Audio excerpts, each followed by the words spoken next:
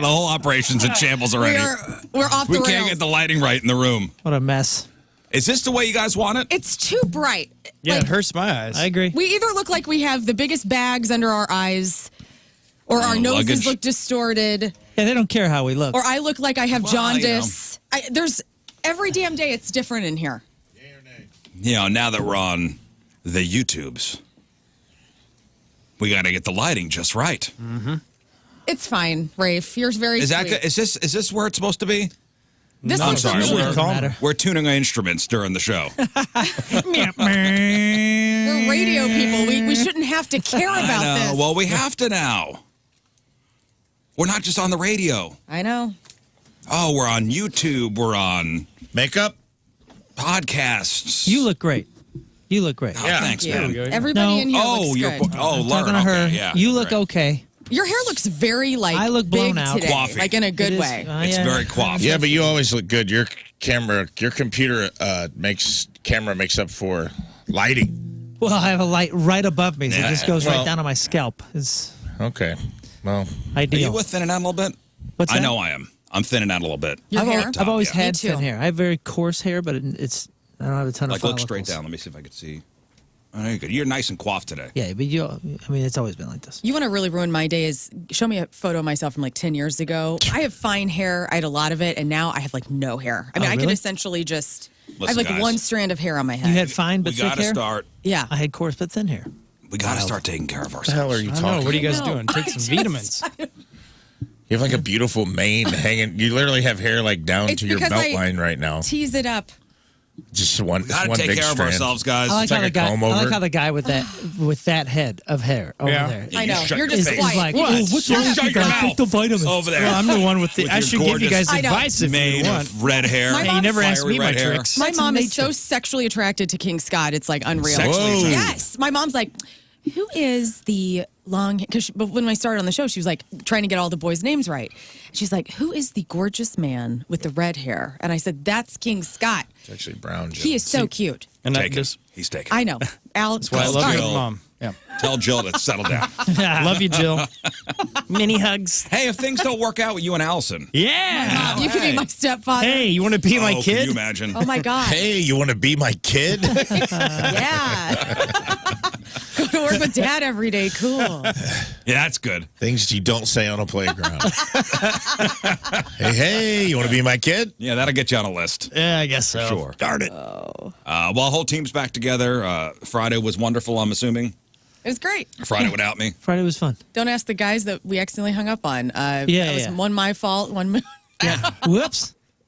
Hey, it's no Oh, big trying to deal. get two callers on at once. Yeah, that's a Yeah, trick. it's, That's a trick we don't know. Thing. That's a thing. Didn't realize. You got to click the button twice, lock them in. It's all right. It's all right. Hey, Hey, I heard great reviews. Did you? Yeah, From Rotten whom? Tomatoes. Oh, Rotten Tomatoes. Tomatoes. 20. This was 98%. 90%. No. this is a good time. 90% fresh. While I was up in South Bend, Indiana. How was it? University of Notre Dame. Was the drive good? cool? We were talking about it on air. Like, what were you talking about with your kids as you drove 6 Nothing. hours? Oh, You just listen to music and drive. Yeah, I mean, there was some excitement. So we left around 4 o'clock on Thursday. So we did the Scott Air Force Base broadcast. And I felt bad. I mean, I had to dip out as soon as it was over.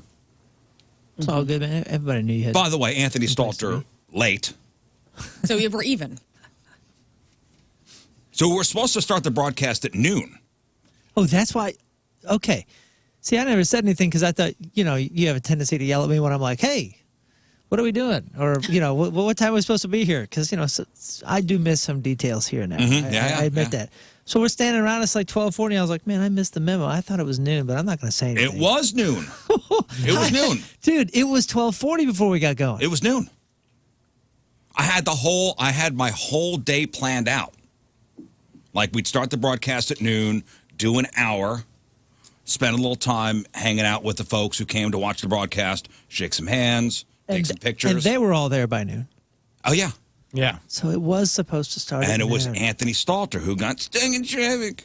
I don't know. We all. I saw all that traffic. Even Jamie Rivers.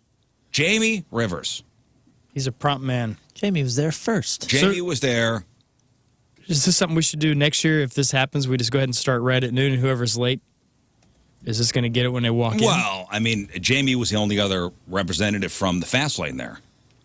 I So I wanted the whole crew to be there. I've seen sports before. I could have. I had to call Rafe. I'd never been to the Air Force base, and so I got in, and I go, I don't know where I'm supposed to go, and so I called you, and you're like, you'll be all right. We're still getting set up, and so I was. Yeah, Lern wound up in an F-18. Yeah. I'm flying this jet. She's in a flight suit with a helmet on as the canopy's closing on. I don't think I'm supposed to be here.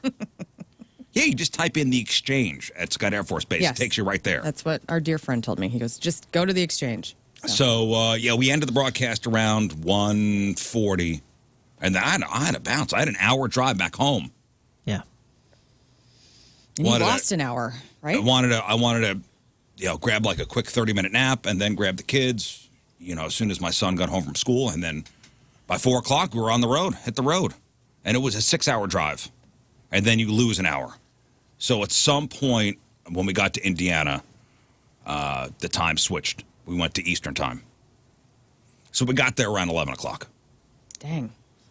It's not too bad, but No, it wasn't he was playing early, wasn't he? It was.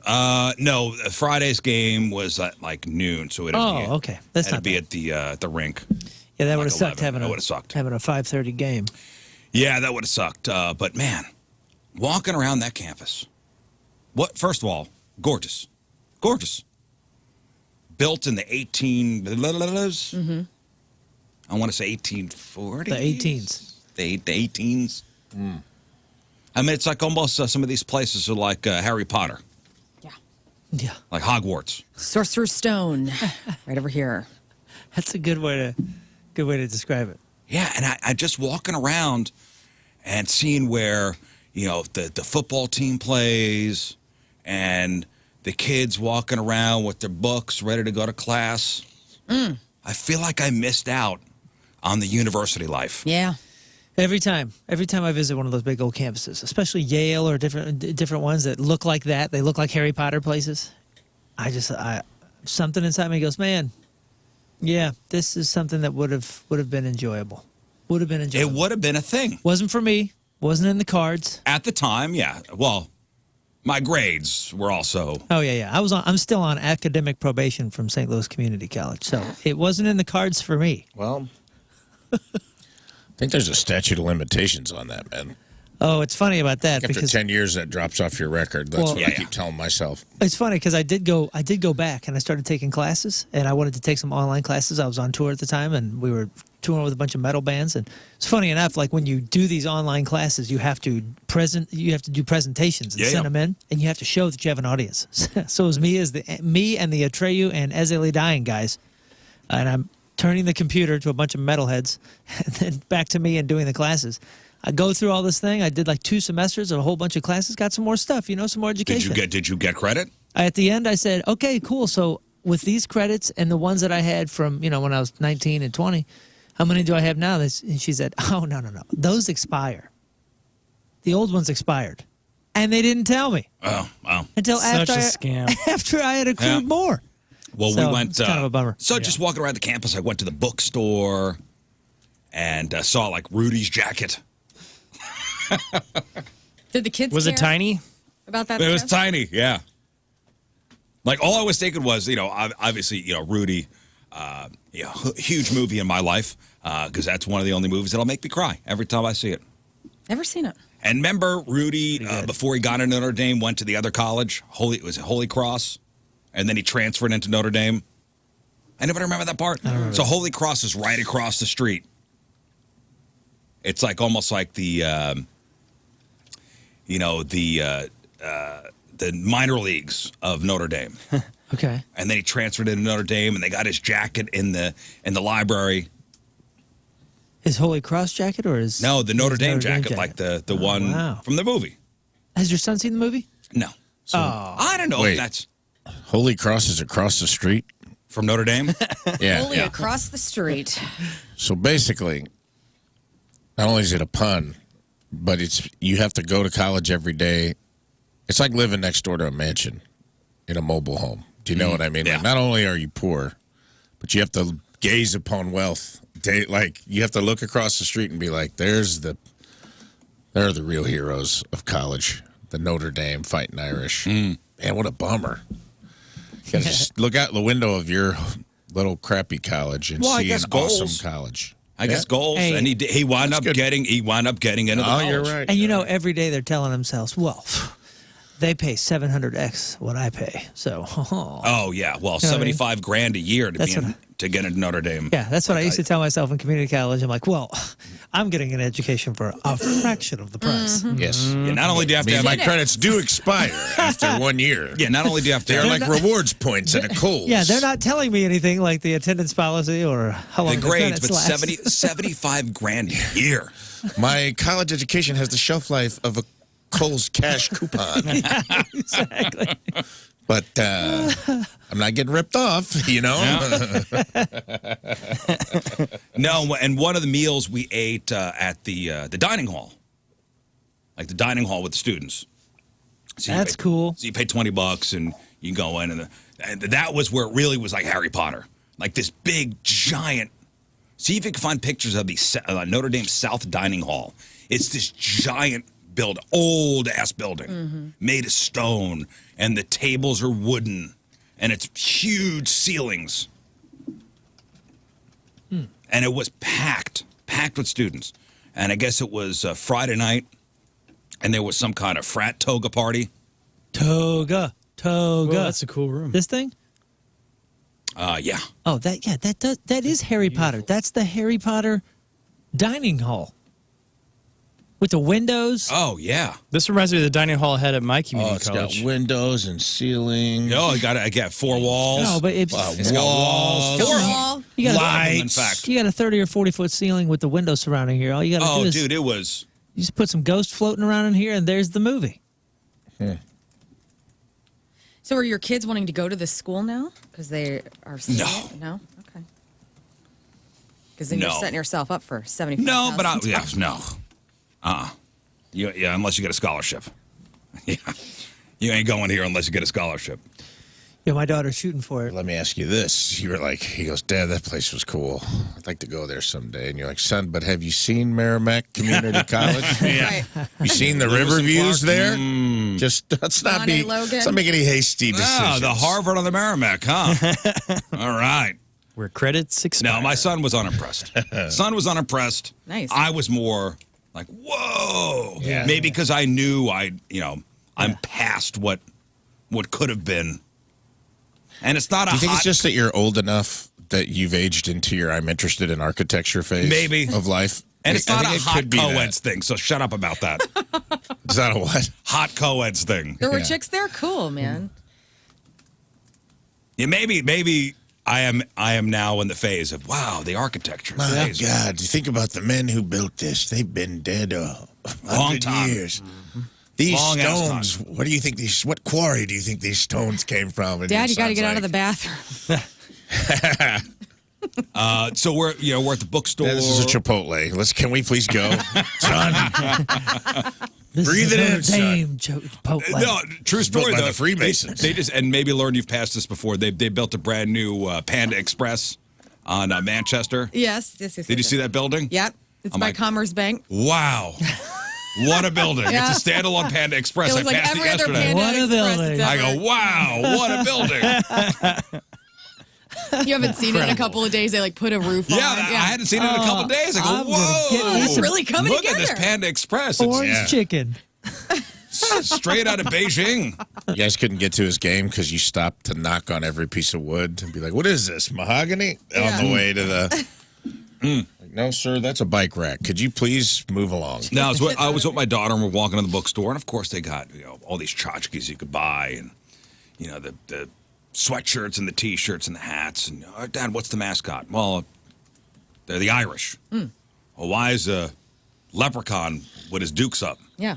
The Fighting Irish. Well, what does that mean? They're angry. It means drunk, son. It means they get drunk and they fight each other. It's actually kind of a I was really trying to be. I crappy was trying to be stereotype. as PC about it as Right. possible, but there's no way of getting around that. No. No, there They're really isn't. drunk and they want to fight. Irish okay? people are angry. Right here. The guy's got his dukes up and he wants to fight. And they're small. Why does he want to fight? Because he's probably drunk. That's why. We're not all He's like smoking that. a pipe. He's literally in the middle of taking a rip off of a little chillum or whatever, right? Right. Yeah. Trying to calm him down. Like you're the high school is the Knights. Yeah. These are the fighting Irish. Why do they want to fight? I don't know. They're drunk and angry. Ask your uncle. The redheads. King Yeah. Scott. There's this, he Ask comes your with Uncle redhead Seamus, territory. but careful how you ask him. Yeah. Because he has been drinking. Well, we went to the football game, so there was no Notre Dame football game. Oh, that They would've were been out of town. cool. They were in Louisville. All I thought was it would have been a nightmare. Traffic. It would have been a You nightmare. just would have been worried about traffic. It would have been Surely they have a it figured friggin' out. nightmare. Surely they have it figured out. I'll tell you what, looking outside that stadium, parking is not ample unless I missed a parking lot. Well, because the kids walk there, like because the dormitories are nearby, so like parking isn't necessarily a thing. Because all the students their parking lots are like way far away, maybe. There's a lot more. I mean, that stadium is huge. So South Bend is all about the fighting Irish. Yo, that's the one that's like one of the biggest ones, or am I thinking of Michigan? Michigan's huge. Michigan's over 100,000 people. Okay, so how many students do you think are at Notre Dame right now? It's not that big of a school, right? 20,000? I don't know. I want to say 30,000. Anybody else want to fashion a guess? I'm going to say It's a big school. 21,000. With 8,971 undergraduate and 4,000 graduate students, we have Okay, 13,000 way off. currently Way off. enrolled We're- at Way Notre off. We Dame. went top Way shelf. off. Yeah, 'cause I know I- they're like a smaller. I thought it was Big school. The far campus bigger. is huge, though. Yeah. It's a huge campus. 13,139. Well, That's did. it. We did go to the Notre Dame hockey game. It was their opener, the season opener for Notre Dame hockey, which Notre Dame is a D1, hockey school. In fact, there's a kid from St. Louis that is one of the backup goalies. Really? Shout out to whatever that guy's name is. Yeah, Rudy. Shout out to Rudy. But that was cool, and I guess, man, to wear the gold helmet, the iconic. I'm not a Notre Dame fan, really, but do you know, like, all the Notre Dame athletes wear the gold helmet? Sure. Look like little Oscars. Yeah, so the gold helmet for football, the gold helmet for hockey must be a cool thing. Yeah, a lot of proud parents there. Big time. A lot of proud parents. My daughter's on her way, man. Not to Notre Dame specifically, but she's going for the 4.0. She's going for all the activities. I mean, she is trying to stack the resume. After seeing the price of a place like that, stack the resume. I know, man. Get those scholarships. She knows the price, and she's shooting for much higher than Notre Dame too. But if anybody can do it, that girl can do it. Oh, much higher than Notre Dame.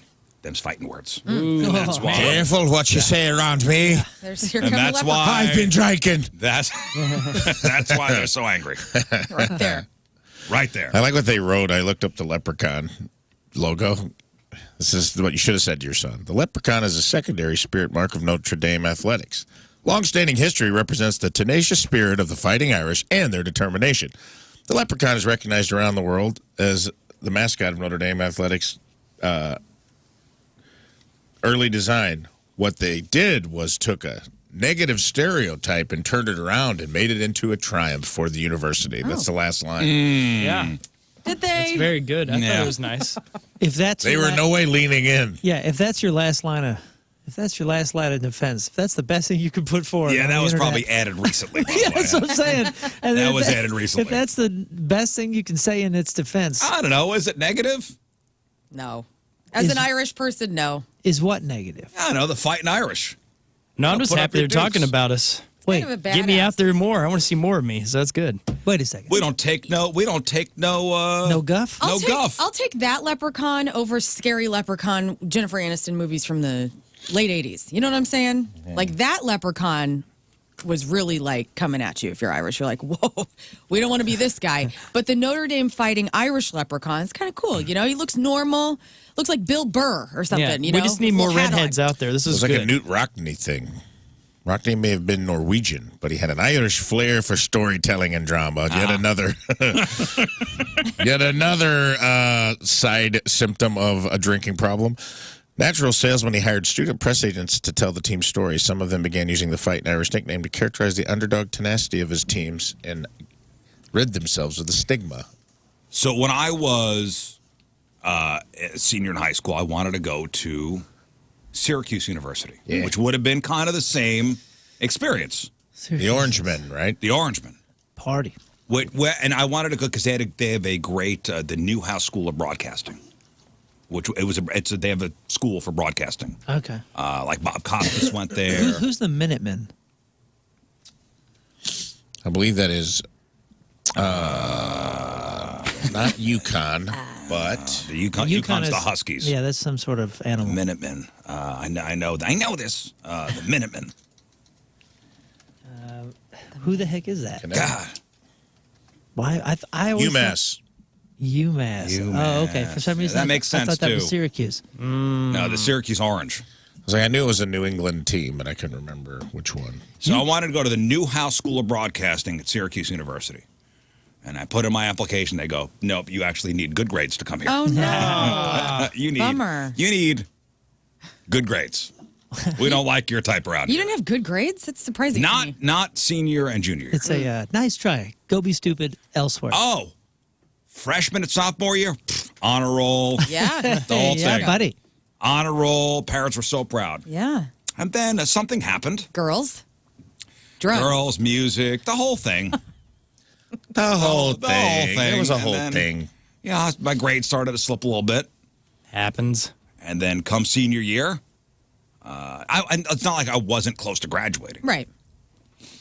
But I missed so many gym classes. Gym classes. They would not let me walk until I had to run a mile for every class. Why did you miss so much gym class? I just used to leave.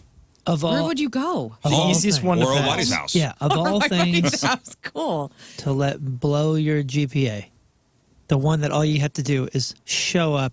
And, It wasn't even a sweat. And have your GPA thing. heartbeat. It wasn't a GPA thing. It was you have a certain amount as a senior, you had a certain amount of classes. Like if you missed them, in order to walk, I had to run a marathon. Why didn't you just show up and do what I did and say, yes, I'll take a library pass, and Because then turn the other direction and get in the car and go home? That's what I did, and I got my because attendance. I was a giant dope. That's why. You Because gotta- I was an idiot. You got to go for roll call, man. I was an idiot. No, there was a whole. I think I had gym. I think it was last period. That's what I did. And I it was like, put study hall last period, and they said, "Does anybody need to go to the library?" See ya. And I say, "Yes, please." I gotta go. And I guess my year was like one of the first years where you weren't allowed to leave campus. Like the seniors prior us to too. us were allowed to. They go out to lunch. Yeah. We were not supposed to go either. For some reason, this guy would unchain the thing and let me go. Oh and no, I we never had the questioned him. chain. Yeah, we had the chain. No, the officer would unchain it when he saw my car and let me go. Well, you had a kid to take care of it. He didn't know. Then nobody knew nothing. You probably look like a dad. That's Driving a station wagon, Yeah. minivan. No, these idiots at the school. My child is an honor roll student at the same school I go to. These idiots at the Bumper school. sticker was a giveaway. So they chained the back exit, but they left enough slack where somebody could just get out and just lift up the chain and just drive right under it. Idiots. Yeah, they're the idiots. Yeah, morons. Oh, wait, I'm the idiot that missed 23 gym classes.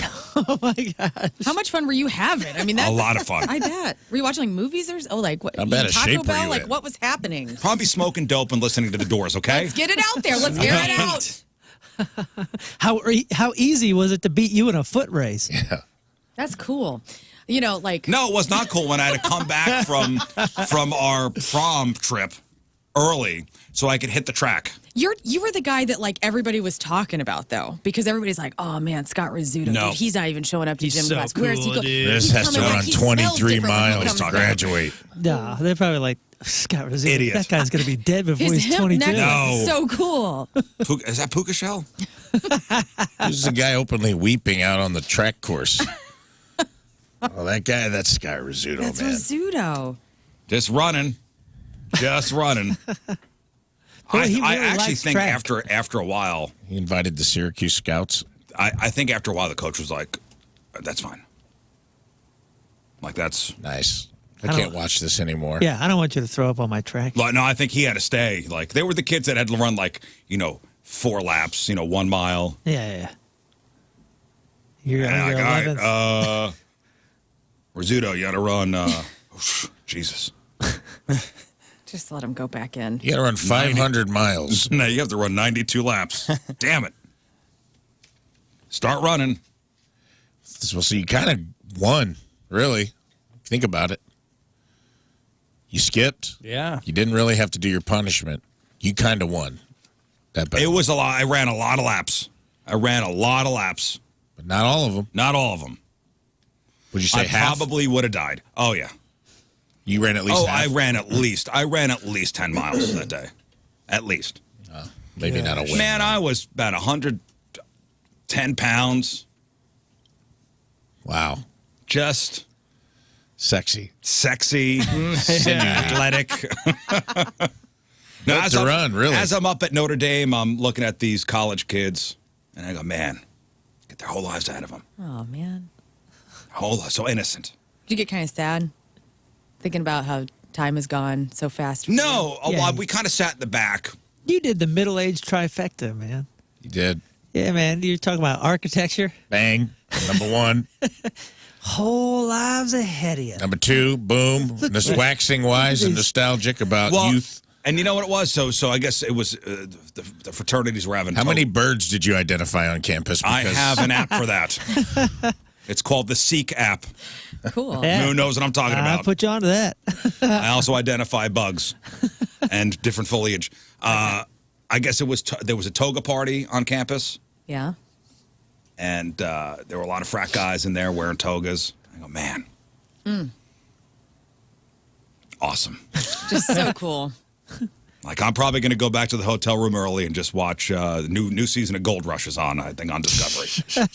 Did you wrap yourself in your sheet, like in bed, like you tried to have your own toga What are you party? doing, Dad? Why are you crying? That's fine. Yeah, why is Dad crying watching this oil rig show on A&E? wearing a bed sheet. It's not about the show. Deep well riggers. God, I can imagine just me showing up just wearing like a hotel bed sheet. All these, chiseled frat boys. Yeah. Yeah, and the first thing you would say would be, and the last thing would be, let me show you how it's done. Oh, You open the windows, like you had made a toga out of the sheet. I am a golden god. in the big window of the hotel. Just this hairy middle-aged guy shows up. This short, hairy middle-aged guy shows up. Rizz Jr.'s just down there. Dad, don't do it. Calm down. Now, son, I missed out on a university experience. This isn't about you, son. I'm making up for lost time, son. Well, it was fine. I cried the entire way home. No, but I do have to say that congratulations to the 14U Chesterfield Falcons, winners of the Irish South Bend Cup. Yeah, they're on the damn thing. Go Vikings. It's the Falcons. Oh. That was my high school. 14U Chesterfield Falcons, champions. And as I was pep talking my son, I said, we didn't come here to come in second place. I brought a car with a trunk for a big-ass trophy. Yeah. You better put it in there. If you guys don't win, you're sitting in the trunk on the way home. Wow. Because we go home winners. Do a lot of parents, I was thinking about this, do a lot of parents who maybe don't want to or can't, like, do a lot of parents drop off and not make that trip, like, with their kids? Like, do teams have to say, like, hey, we got this 6-hour away tournament? Like, does everybody show up, or is it always there's, like, people there were a couple, no, I think the entire team was there. That's good. But, there were a couple kids that went with other families. Gotcha. Yeah. Parents can't always make it, but listen, you sign up and you pay that kind of money, those kids are playing those games. Yeah, you play those tournaments. And there were teams from all over the country, like the championship game was Chesterfield versus Seattle. Team from Seattle. Yeah, And I go, oh, you guys traveled all this way to lose? hockey's expensive, man. Traveling sports is expensive. It's gotten so out of hand. All of them. Oh, it's all ridiculous. of them. Even soccer. Soccer was supposed to be the poor man's sport. That's why I played it, because it didn't cost any money. And then now, even that costs tons and those tons of club money, teams, dude. those It's travel so absurd. soccer teams, Travel it's sports ridiculous. is out of control, but hockey is triple the price. I just hear my friends who are parents and here in town when they're like, oh, we got to go all the way to wherever the tournament here in town is. Yeah. If it's like 30 minutes away from their house, they're complaining. So I was thinking about you driving 6 hours. Well, my wife and I are gonna. I think there's like 4 or 5 tournaments this season for the kids. So next turns. one is in Michigan, Oh, wow. the first week in November. I'm not going to that one. University of Michigan? Grand Rapids. Oh, Grand Rapids Sweet. is That awesome. Yeah, sounds I'm not rad. going to that one. And you're close to Grand Haven. That's the same weekend as Metallica. I said, this guy's going to Metallica. Well, have you heard about the Grand Rapids architecture, though? Oh, no. I'm going to miss it. That Riverwalk. You might want to look it up, bud. And then the one after is Nashville. I'll go to that one. That's not that bad, I guess. And Nashville's No, and close. listen, and you get to hang with the parents and everybody's very nice. Right. So the kids have a good time. These are memories.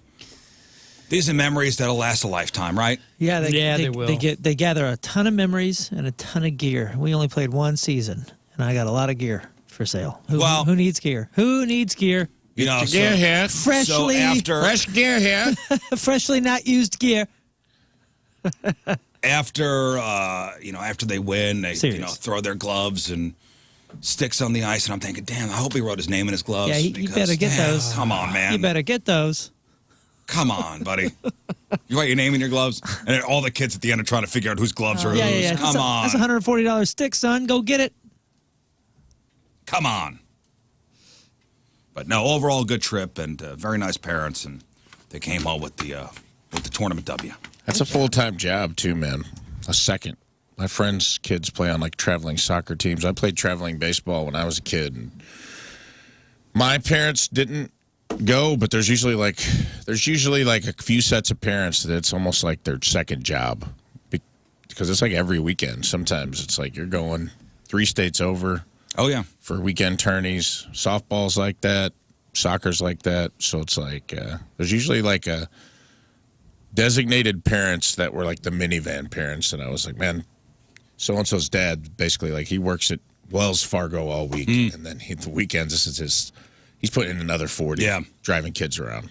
Well, and the boy got in the finals, he got an assist, and he got into a fight. Nice. Now, if he would have gotten a goal, it would have been the Gordie Howe hat trick. Wow. You win the fight? What if you got in 2 fights? No, Gordie Doesn't Howe count. hat trick is a fight, an assist, and a goal. Oh. You win the fight? I mean, the refs, jumped in and broke it up, but Gotcha.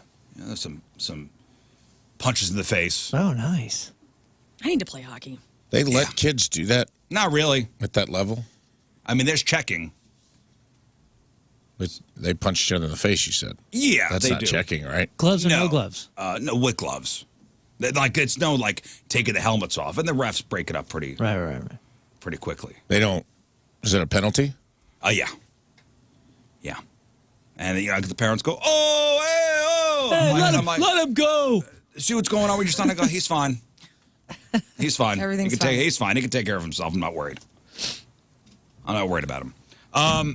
Hey, so last Wednesday was the National Emergency Alert. Remember the test? Went out Yep. to everybody's cell phones. 120. Yeah.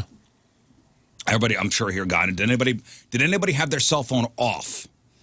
No, it started 2 minutes early. It did start 2 minutes early. That's not fair because I I was did about to notice go that. to airplane mode. I and it did went notice beep. that. It went off 2 minutes early. It's like, you tricksters. Interesting. Yeah. That was a punk move. I was in the office here, and it seemed like my phone company, I have T-Mobile, I think, was a little late. Oh, really? Like, people's are going off at different times, which I thought was funny. 'Cause you would Interesting. think, like, cellular phones connected to the cloud would all be on the exact same time, but apparently they are not. Because mine came through probably like a minute after everyone else's, it felt like. Like, I heard everyone's phones go off, heard them all get silenced. I was like, I didn't get one. That's crazy. My nanobots were not activated. That's BS. And then a minute later, came through T-Mobile. Yeah, our AT&T, at least that's what I have, went off 2 minutes early. Yeah, same. So you planned on turning yours off, Scott? Yeah, I just didn't want to hear it. I'm like, yeah, it's a noise. I know it's going to work. It was for 13 seconds or something like that. Well, I thought I didn't know how long it was going to go. And He I'm was like, I don't need worried to hear about it. getting the But I was in a hot nanobots. tub at the time. I didn't want to mess with it. Whoa, is that true? Yeah. What? Oh, I was in at the my hot buddy's tub? house, and we were just hanging out in this hot tub. I was like, this is sweet. 120 on a Wednesday in a hot tub. Uh-huh. Didn't we have a I staff need better meeting? friends. You're right. No. You live in a different life. I left after all that. Because I had to go out. I know there was Remember, a that was the staff day I meeting had that to. That was the day I had to. You weren't at the staff meeting. You were in a hot tub and not at the staff Well, I had a meeting at Mountaintop. Oh. Are you Remember, I got ruined. I got ruined. in a hot See you backpedal out of this one. All right. Well, Where was your meeting? All right. Never mind. Just so you know, Wednesday we had a big staff meeting here at the radio station. I was excused because I had to get my car Yeah, fixed. my car had been rear-ended. That's true, Scott. Yeah. So Mountaintop yeah. kind of wanted that thing back. So Does you were in a hot- Mountaintop have a hot tub there? you were in a hot Yeah. tub in the back of a I'm going to pickup. start doing business. Stop It at was the right mountain. by their place. That's awesome. I just love that at 1:30 in the afternoon on a weekday, you were like, "There's a couple of boys going to get a little hot tub soak in." No, he was Hey, so you boys he- want to soak? He just Do bought it. it. He was so excited to show it off. So I was like, why not? Did you have trunks, or did you just have to go he in? gave me some. Yeah, to Oh, you borrowed a bathing suit. Oh. Hey, me and Rafe were in a hot tub together. That That's happened true. on Saturday. Did it have No the water. netting? You borrowed a bathing suit that had you had trunks, so it had like the No, it's the board shorts. The netting. Yeah. crotch The ball netting. I'm doing a movement with my hands right now. Ball netting. Yeah, I didn't ball need netting? Oh, man, I do not like... Do all men's trunks have ball netting? Not all. board shorts. Don't. Board shorts don't. Interesting. Okay. Well, I do not like borrowing somebody's bathing suit. Ugh. Nope. Even if it's been bleached out and it's, completely clean. No. Sucks. You were at somebody's house over the summer. They had a pool. And like, oh, did you bring your trunks? No. Would you like to borrow some? Absolutely not. Do you try on whatever, bathing man. suits before you buy them? I don't think a guy in history has tried on a bathing suit before he bought it. No. Because it sucks. Like girls will go to like Target or whatever. You're gonna try on a bathing suit before you buy it, and it has like the little taped crotch lining, so your lady Yeah. bits don't have to. Oh, man. But then you're like, I don't want to touch that. But y'all are doing things for style. It makes sense. What do have you to- see a guy going through the store peeling all those out Oh, to God. take home? Yuck. You got to try them out. You know what I mean? Like you guys are going for Fred, style. get out of here. You're out of the water the majority of the time. You're doing it for style and different things, and the fit is Right. going to be different. We don't care. We see Well, something they're that's like has a decent that's enough so design, and we go, gross. whatever. There's a guy running out with all these plastic strips. Technically, it's not stealing. And he's just running. imagine that. Fred, get out of here.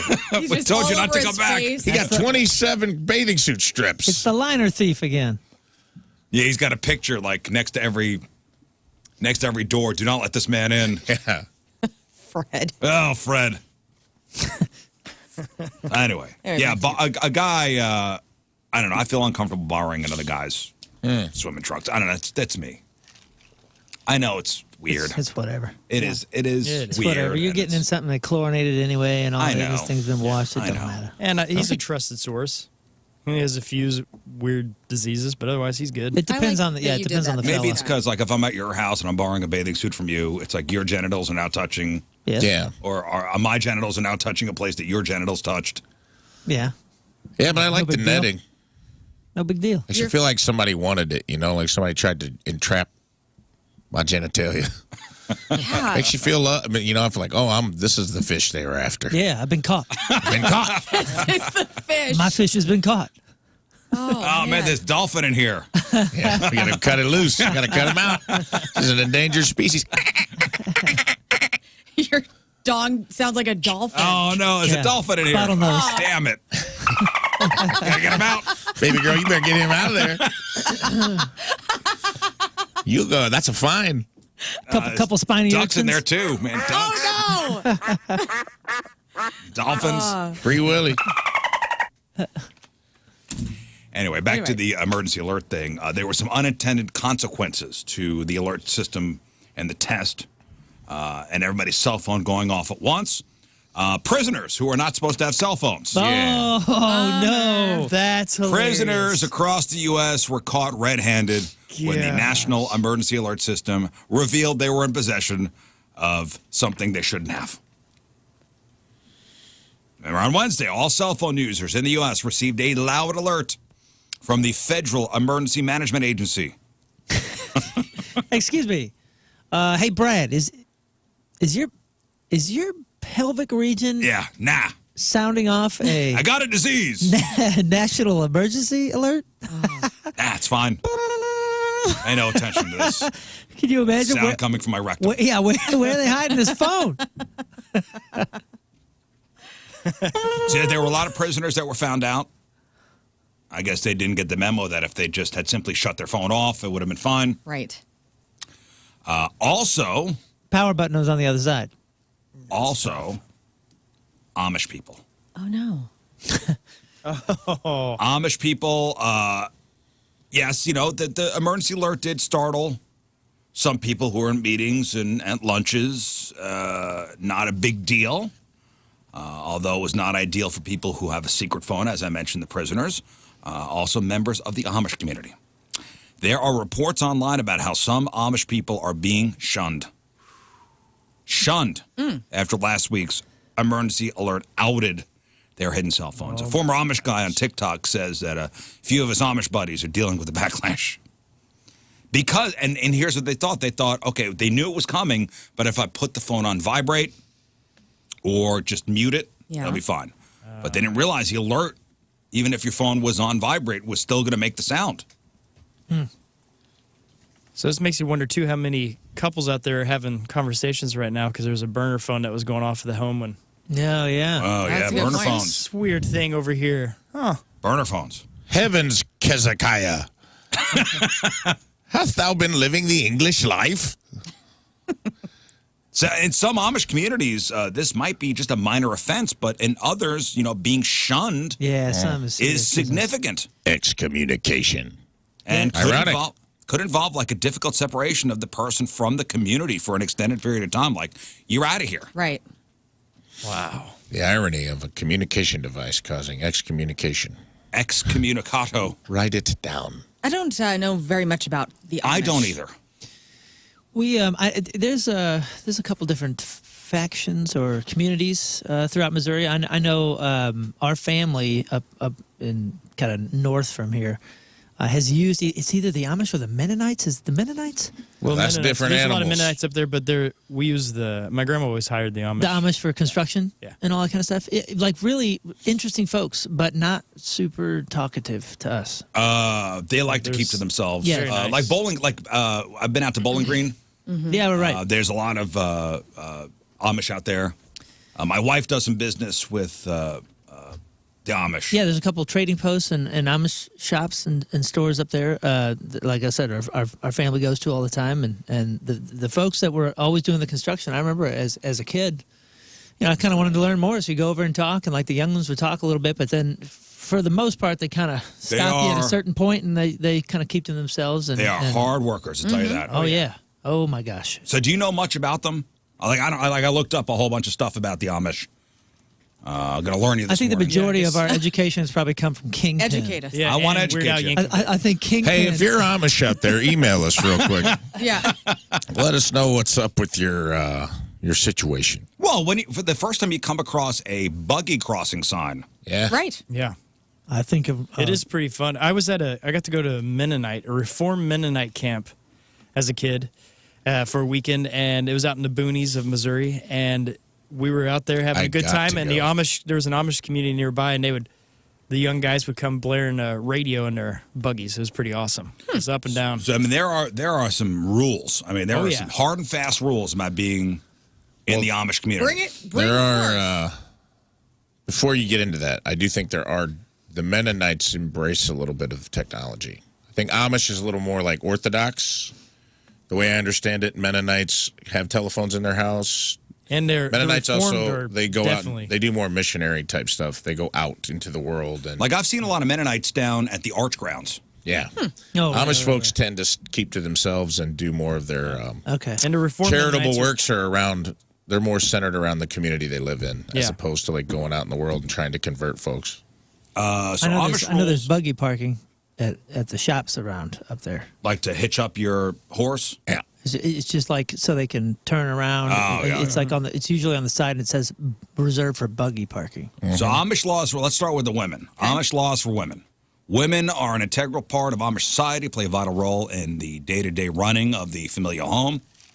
Also subject to a unique set of regulations, like modest dressing. Dressing is one of the most important aspects of Amish life, and women are expected to wear simple and modest clothing at all times. Yes. This includes wearing long skirts and dresses that cover the arms and the legs, as well as using only natural fabrics, cotton or wool. That's it.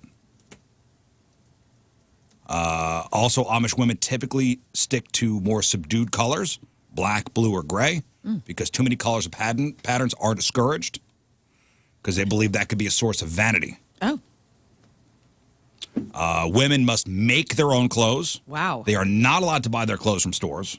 That would be so, that would be so hard. They're also not allowed to use sewing machines because that is considered a part of like mechanization. Interesting. That goes against Amish values and traditions. Hand sewn. Incredible. Hair, women are not allowed to cut their hair. Not allowed to cut their hair. This is according to biblical guidelines that state a woman's hair is her glory. As a result, when they're within their homes, they must wear it pulled back in a bun or braid with only the front left loose. This is done in order to discourage vanity about their appearance. However, they must cover their hair when they are outside of the house using a scarf or bonnet. Nice. The role of women in Amish society is primarily that of homemakers and mothers. They are responsible for running the household, taking care of the kids, cooking, cleaning, sewing. They're also expected to help with the chores in the family farm, milking cows, gathering eggs. Women also pass important skills and knowledge down to next generations, cooking, cleaning, sewing. In addition, they teach the girls the skills needed to be good caregivers. They do a lot of quilting, too. I'd believe it. A lot of quilting. Submission. Amish women are expected to be submissive to their husbands. This is based on the biblical principle of wives being submissive to their husbands, as in one Bible passage. That does not mean that Amish women are treated as second-class citizens. They are still considered equal in worth and value. However, they are expected to defer to their husbands' decisions or opinions. Interesting. Okay. That just... Yeah, but you got to read that. The full verse, too, also immediately says that the guy has to, as, you know, the wife is submissive to the husband or whatever, the man's submissive to God, so it's all equal somehow. I don't know. But. So the woman has to go through... But the one line says... husband to get That doesn't mean Amish women are treated as second-class citizens. They are considered of equal worth and value. However, whatever the husband says goes. Yeah. Well, I guess sounds hypocritical to me. A company has a boss. I don't know. I feel as though my mouth needs to be shut right now. I don't. having all sorts of thoughts. You better shut it because he'll pull all your teeth. Oh! You know what, Tim? Another Amish tradition. All right, Amish rules for men. Dressing just like women. There are limits imposed upon men and what they can wear. No, They're not allowed shorts. to wear any type. No board shorts, you said? No, No short tanks. No ball nets for them. Yeah. No board shorts while in hot tubs with other. They are not allowed to wear hot any tub type of with men. clothing that's flashy or attention-seeking. This includes clothing with bright colors or logos or other ornamentation. Amish men are also expected to avoid tight-fitting or revealing clothing. Now, can they get tattoos like Ishmael did in King Fan? Didn't he get some giant back piece? I don't believe so. They wear dark suits with suspenders and often wear straw hats. Also expected to have a beard after they get married. However, mustaches are not allowed. Don't you dare come over here. Mustaches are right out. You get out of here, Tom Selleck. That's Get out of here. Be gone, ye sexy devil of Magnum. In your horseless Ferrari. Amish men are typically the ones who work outside of the home. They work in fields, farms, other manual labor jobs. Many of them are also business owners. They're expected to provide for their families and be the primary breadwinners. This is one of the most important roles for Amish men. Now, as far as kids are not allowed to contact the outside world. This includes talking to people who are not Amish, using phones, watching TV. Out. This rule is in place to protect the young people from being influenced by the outside world. They must obey their parents. They must go to school. Amish children are taught that hard work is important, expected to help with chores around the house and on the farm. Amish kids are also responsible for taking care of their younger siblings. This includes feeding them, dressing them, playing with them. Oh. And I guess I grew up Amish because I had to do all that. As the oldest? Yeah, it's called being the oldest, not the Amish. I'm more interested in the rules for technology. Yeah. So Amish have strict rules about the use of technology. They believe technology should be used for practical purposes, not entertainment. Do not have television, radios, or computers in their homes. They also do not use cars or bicycles. Instead, they rely on horses and buggies for transportation. Their homes have conventional items such as under-bed blankets and sewing baskets. They believe technology is a distraction from the important things in life: family, community, God. However, the Amish use some technology like tractors and generators. They also have phones, but are usually located in a central location like a barn. They believe technology should be used in moderation, and they believe that too much technology could lead to greed and materialism. They're right. They're absolutely, I mean, that's, yes. Look at us. We want the best of everything. We want the iPhone 15. We want top Says of the line. the community selling $7,000 rocking chairs on the porch of every Cracker Barrel I go to. It seems like they're a little greedy themselves. Now, what is that thing made of that costs $7,000? That's Love? what I want to know. Handmade. I really want a rocking chair too, by the way. Skill Well, is the big thing. They make good products. I was at Lowe's the other day, and they have very cheap, like $125 rocking chairs out. And I thought, I'm going to get one of these things, man. Dang, you're rich. Just one. Only can afford one. Tim, sorry. Now, what are the punishments for breaking the rules? As we mentioned, shunning. Right. Amish shunning is when the community completely ignores an individual. Even though shunning or shunned individuals are still technically members of the community, they're treated as if they don't exist. The Amish won't talk to them, eat with them, or do business with them. Forever? Shunning is meant to be a form of constructive criticism. The goal is for the individual to realize their wrongdoings and change their ways. So is this a sentence that is like carried out for what, 6 months, or is this forever? Like, how's that work? Right. Shunning is usually used as a last resort. The Amish will first try to work out their differences through mediation. If that doesn't work, then you're shunned. What do you do? Do you wear a shunned jacket, or do they send out a newsletter and say, Scott Rizzuto has now been shunned? Is it a cool Good question. I'm being serious. I want to know. Is there a shunning song? How do you know? Good day, sunshine. You get a forehead tattoo? Like, how does one know? You have a mustache. You know what's funny is there might be an Amish ghost out there somewhere that just thinks he's been being shunned for a really long time. These guys have been ignoring me for 100 years. Yeah, this guy's like, man, you guys still aren't talking to me. 3 generations of this We're family's still doing been this, huh? ignoring me. You're my great-great-great-great-great-grandson, and you're still not talking to me. Hasn't figured it out. Well, excuse me. I took 1 shot of whiskey in 1794. The tattoo scene from Kingpin is so great. He wakes up and he's like, that's it. They're never going to talk to me again. He's got this tiny little tattoo on his chest. And then he turns and he's got a giant back tattoo of the woman with the big boobs. I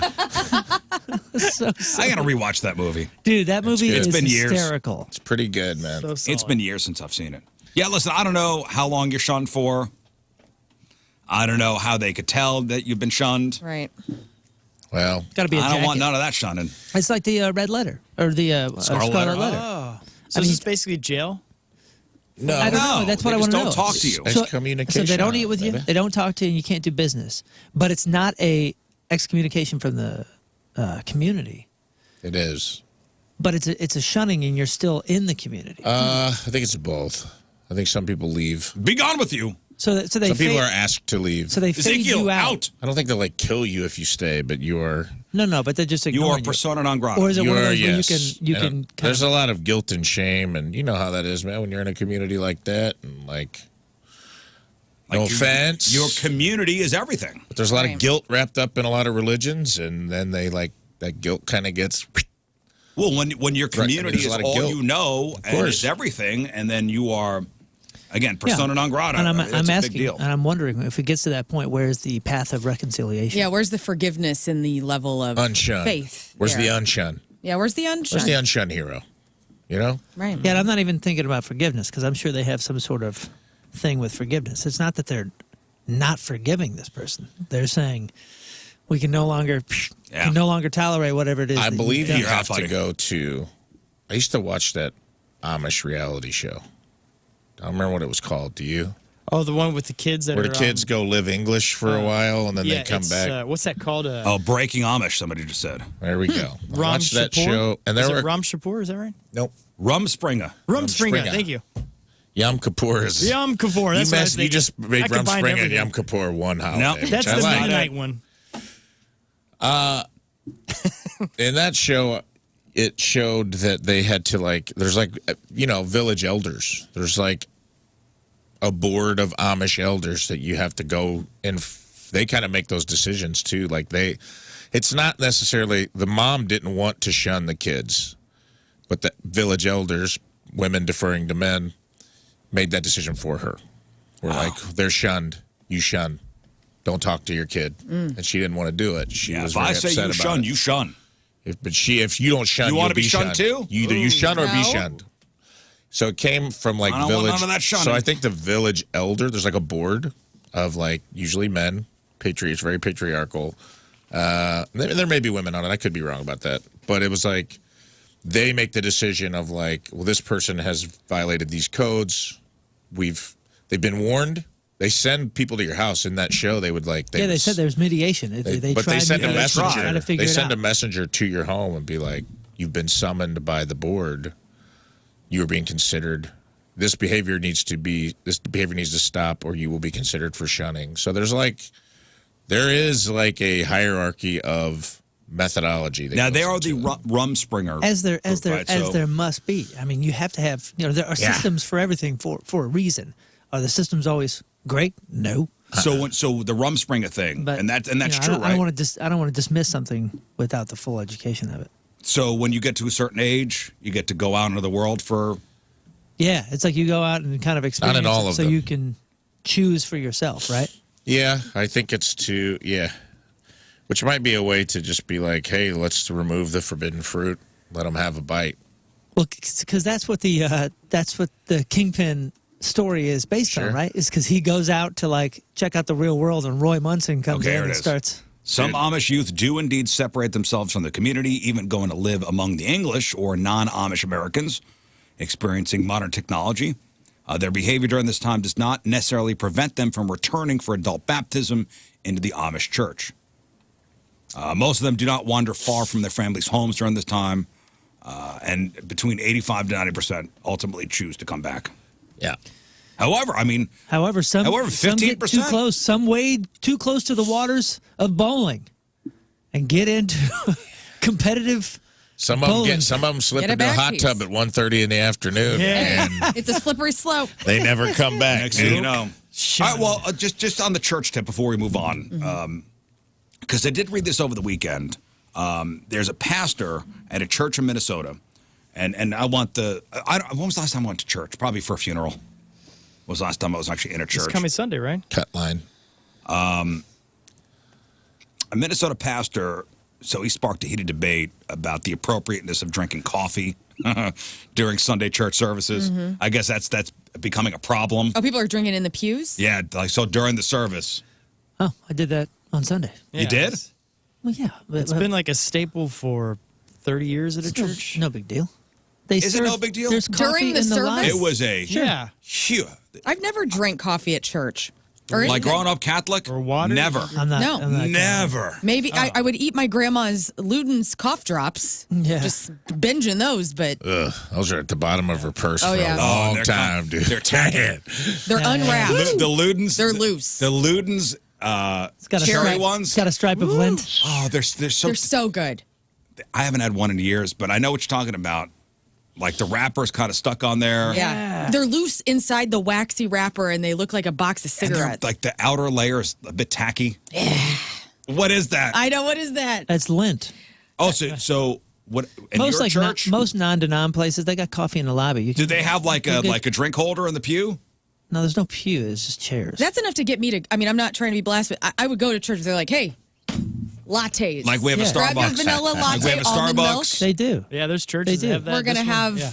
Zach Wild's gonna come up and do a one- solo. There's one we go to every once in a while that has like donuts and soda and all sorts of Yeah, stuff. We always after. get Can you eat the donuts. donuts in there You too? can do whatever you want. They just want you Really? in there. Real, They dude. just want you to worship, man. Like they Do they don't care incorporate what the you're donut drinking. into the sermon? No, well maybe. The donut is not whole. There is a hole within the donut. This hole holy. represents you without the Lord in your heart.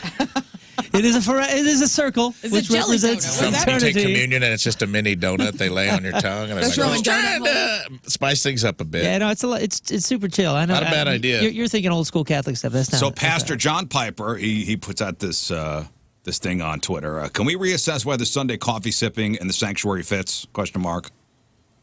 And he adds that Hebrews 12:28 states, "Let us offer to God acceptable worship with reverence and awe." I can't imagine anybody during a what doing this. ooh, it's too hot. We're blowing on it. I Oh, did. so I guess your church is fine. Yeah, Yes, it Interesting. is. Some person on Twitter said, "I think we have bigger fish to fry." yeah, definitely thinks and Then reverence. what? I mean, how you can still have Coffee? reverence with something in Yeah. your hand. I'll tell you what. Speaking of reverence, while I was drinking my coffee, I did look over and at one point had to tell my son to wake up and open his hood. This kid had kind of sneaked down like this so I couldn't see him. And he stayed up way too late the night before. And he had closed his hood around his face. And I saw his mouth open and he was sleeping. Sleeping. And I was like, hey, what are you doing, man? In church? Come on, Yeah, buddy. comforting little There were- area. I was like, come on, buddy. I mean, you got to no wake up. hat. I mean, you couldn't. Right. I don't even think about wearing a hat or a head. Wow. I haven't gone in so long. Like, I mean, I think this the is all rules are news pretty to much me. the same as far as Catholics go. Right. I went to college in Eureka College for a while, which is like Ronald Reagan's alma mater. They beat it to death. Ronald Reagan Oak Tree, Ronald Reagan. Oh, Lady well, Grass, it's like all if you those go to stuff. John Burroughs, like Yeah. John M. went here. But it was in a dry county, in a dry campus, dry county. We had to drive to the county line to a bar called the Outpost to drink, or we'd go to ISU and Bradley and party on the weekends. But it was a big apostolic community. Are you familiar with this? New Apostolic?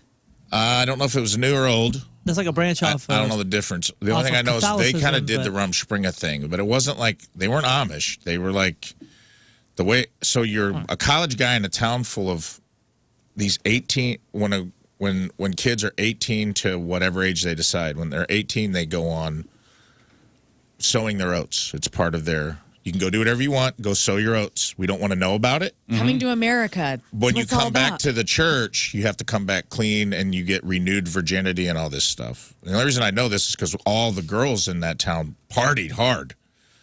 So you're like an 18-year-old college guy, moved to a town that all the local girls are just like, We got to get it all. and we're trying to sow our oats. So Hey. I don't want to say we got to fit it all in because that would not. That's not good for the context, but no. hey, no, but it's funny you did good. and true. And no, it was just a wild. I didn't know anything about that. So like, there was a girl I dated. She's like a lifeguard at a pool, and she was apostolic, and like, there's a lot of weird stuff wrapped Yeah. up in there, man. Because she's like, she was partying hard, and I'm just like, I wonder if they'll let it drink coffee during their service. I don't know. I don't know if Probably that was not. included. Who knows? It seemed like everything was off the table. For your sowing your oats, everything's on the table because she was like, I want to drink because caffeine was part of it. She's like, I didn't really get to have caffeine. Huh. Interesting. That could have been a parental thing. I don't think at a synagogue either. I've been to a couple synagogue services. I sang at a couple. I sang at a wedding at a new apostolic church. It was very almost like a Pentecostal kind of Baptist sort of meets evangelical. There's like an old school traditional, old British church kind of vibe to it, without the Catholicism. I don't know much about them. Yeah, as far as this sipping coffee during service, pretty much 50-50. Like some appeared shocked at the idea of actually bringing coffee into church. Like I was like, oh, who does that? And the other, like 50% were like, Yeah. no big deal. I wonder if rules like that are bending because it's reported on that so many people are leaving organized take anybody. religion Well, that they're essentially like we have to adjust with the times. How can we be get people that maybe have left the church Yeah, to well, come back? they start doing serving breakfast Pancakes, in the church. Like have a breakfast buffet, pews and pancakes. pews and like have a breakfast buffet set up in the back. Right. Talking about there's a Like guy, just simple, like biscuits, maybe some like hotel eggs. pastors up there talking. All you hear is just all the clinking of the utensils. Right. No, we'll use plastic forks. Use Bob reusable Evangelicals? utensils. Stop it. We're trying to get people to come in the church. We're not thinking about that No, kind of stuff. you got it renewable. Come on. We'll just have, in the back. Stop it. In the back, we'll do a breakfast buffet. Yes. And then, you take your food to the pew, and then the guy will do his thing. At my parents' church on Wednesday night, that's what they do. They do dinner and a whole, I don't even know what it is. Congregate. I mean, it's a thing. There's not like a That's down in the sermon. basement, right? There's always No, it's in the Great Hall. Oh. There's always a cultural shift, right? There's always a clinging to the old until some sort of part of our culture or technology permeates itself to where they're losing members of the congregation, and then all of a sudden things change. That's typically because I wonder if there was an Amish community when horse and buggy came out that was like, whoa, no. You carry your stuff in a backpack and you hump it across the country. I wonder if there's one community that held out forever that were like, no, thank you, wheels. No, thank you. But a buggy? Too much technology. Buggy is the devil. You know what that is? That's the devil's wheelbarrow. No, thank you. You're going to ride you straight to hell. That's right. That's right, There probably Lern. was, dude. There probably was some old tribe that refused to get on horseback. That was just like, nope, that is not the way nature intended us to travel. And eventually, people were like, okay, we probably should ride horses. We're getting really tired carrying all our stuff around. Yeah, we're losing. I mean, you're talking millennia back. It could be. If you're getting to the point of course. should we ride that animal or not? Of course. But I mean, there was probably some, who knows, man. There's always somebody at the other end of the spectrum. Whatever that spectrum is, there's always someone The there. horse is definitely at the other end of the spectrum from the cell phone. Yes. Like a purist. But that horse is at the top of another spectrum that goes even further back, which is crazy. Mammoths. I don't go in for riding no animals, brother. The Lord wanted me to ride an animal. I'd have been born on horseback. There's somebody. When they give me thought legs. that. For sure, man. There's somebody. When they that give me thought that. legs. That's how Pete Also, started. I got to give credit to somebody who emailed this in because it made me laugh twice. And they said that they heard to the Kentucky Derby referred to as Amish NASCAR. And That's perfect. I've heard that before. I've never heard that before, and that actually made me laugh. I don't know if that's a meme, but that is hysterical. That is. Yeah, it's good. Oh, that's beautiful. That's good. Hey, before we move on to the Team Rizz member today, I do want to shout out Trim Light Southeast Missouri, our first hat of the week. It's a hat I'm wearing. Very nice. Trim Light Southeast Missouri. So Trim Light is an innovative patented lighting system that allows customers to have permanent exterior lighting professionally installed on their homes and businesses, eliminating the hassle and worry of hanging Christmas or holiday lights ever again. I got their catalog here. Dude, they do some great work. So if you're talking about exterior illumination, Exterior illumination. Trim Light Southeast Missouri. I'm wearing their hat. See them online. Trimlightsemo.com. TrimlightSemo.com. Trimlightsemo.com. And I want to thank Trim Light for their generous donation to the Song Society. Very cool. Song Society is a St. Louis-based nonprofit charity organization that provides music therapy by board-certified music therapists to support and empower the voices of kids, teens, and families affected by medical, life changes, cancer, or chronic illness, free of charge. So if your company, just like Trim Light, wants to sponsor a hat of the week, could be on my head, could be on Lern's head, Scott, Rafe, Moon. I'm going to wear the hat all week. It's going to be on camera. I'll give your business a plug every day, at least twice a day. Sweet deal. All you have to do is make a generous donation to the Song Society and email us, RizzShow1057thepoint.com, and we'll forward your information onto the powers that be. So you could be hat of the week. So thanks once again to Trim Light, Southeast Missouri, trimlightsemo.com. And it's brought to you by Hot Shots Sports Bar and Grill, proud sponsor of Team Rizz. Visit hotshotsnet.com/Team Rizz. From Othell, Missouri, Jeremy Hale is our Jeremy. Team Rizz member today. Jeremy has been a listener to both the Rizz Show and The Point for the last 10 years.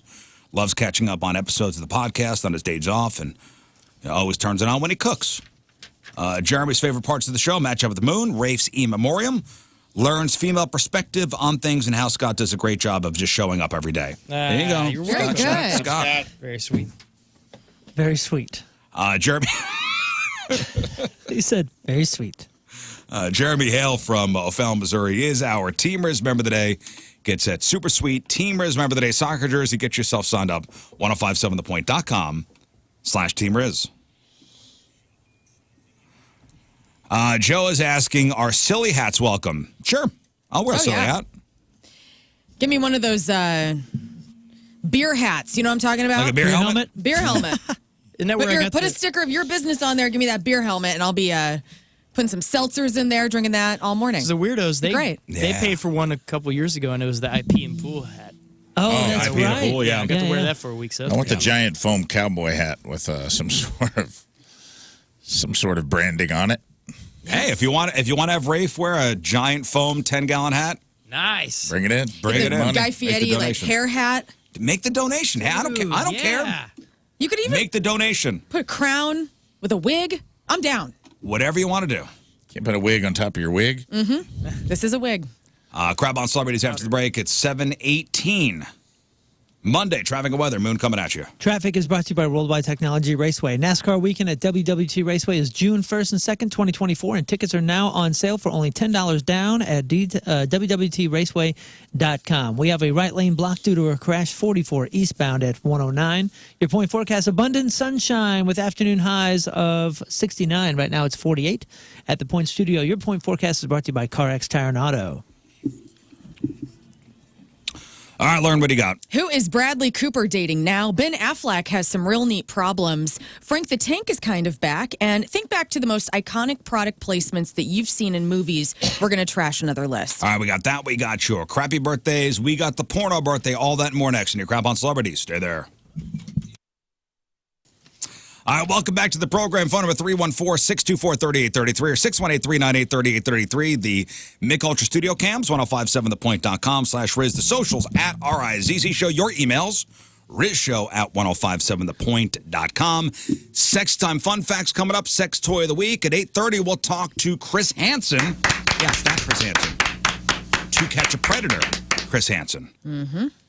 He's got a lot of stuff. I mean, He's no longer working for NBC. Right. But he's really leaned into this whole catching these guys online trying to have sex with underage people. I mean, the guy's doing the Lord's work. Mm-hmm. And he's caught over 400 dudes. Wow. That's awesome. So he's got, basically, he launched a streaming network called True Blue. And he does the To Catch a Predator stuff on there. He's got a podcast called Predators I've Caught with Chris Hansen, which I binged on the way home yesterday from South Bend. But the kids loved that. Well, they had their earbuds in. Oh, okay, good. So they weren't paying attention to what I was listening to. Right. But some of these. So it's basically, if you remember To Catch a Predator, it's almost like a Where Are They Now? Oh, wow. Oh, man. He goes and interviews these people? No, he Oh. doesn't. He doesn't. He tries to reach out to them. But he will research. Remember the guy we talked about last week who showed up to the house naked? Yes. Marvin, you're naked. It's the famous line that came out of that episode. Like, what's Marvin up to now? Was he on the show? Marvin was not on the show. Marvin was deported, we found out. Oh. But Chris Hansen had an update on Marvin. Right. I see. Okay, I'm following along. Right, so Predators I've Caught with Chris Hansen. It's over 150 episodes now on podcasts. So. I want to know why. I mean, I'm interested to talk to him later because where did this interest come from? Like, did he just happen upon this sort of clientele that he is catching, or did he go to school for this and like have a forensic degree? It was like a segment in Dateline. Yeah. It was I know, a but even segment on Dateline and it was NBC. just a popular segment. I'm sure he didn't even do it. I'm sure it was Right. a producer like was just saying, fate. "Hey, let's try this," and they did it as a segment. And He it was, explains it in the podcast. Like, he came up with the concept. He had just come back from like China the week before doing a story on counterfeit drugs. And this happened to be the next story he was doing. And they set up this sting. In fact, the first sting they did, there were no cops waiting for these guys. Like, he would interview them. Whoa. And they would just leave. Dang. And in subsequent To Catch Predators, the more popular it became, they would team up with law enforcement. So once Hansen was done with the interview inside, They would get arrested. they would get arrested as soon as they left. And he's got some wild stories. I bet.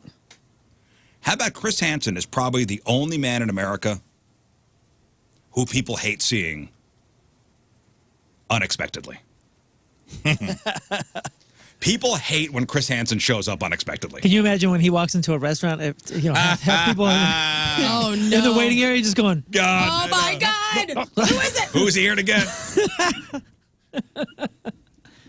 is that Chris Hansen? Oh, my goodness. man. Oh, no.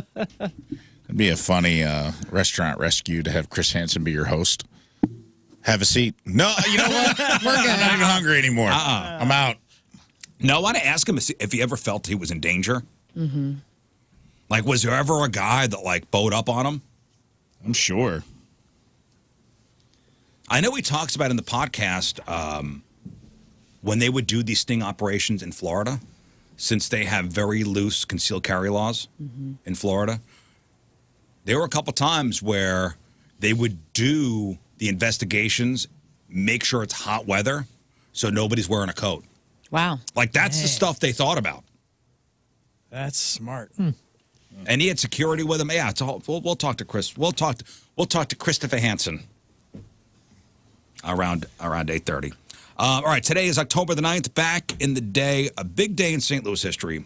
October 9th, 54 years ago. Headline: the day they fired Harry Carey, a shock to Cardinals fans. So on this day, 54 years ago, Cardinal Nation was stunned by the firing of broadcaster Harry Carey. Anheuser-Busch said the decision was marketing-based. Although, you know what the rumor is? No. So why did they fire Harry Carey? Do you know who that is? Yeah. Harry Wasn't he? Wasn't the rumor that he? Oh my God, is he here? Oh, there he Is is. the ghost of Harry Carey here? Holy cow. How you guys doing? That's pretty good. Thank you.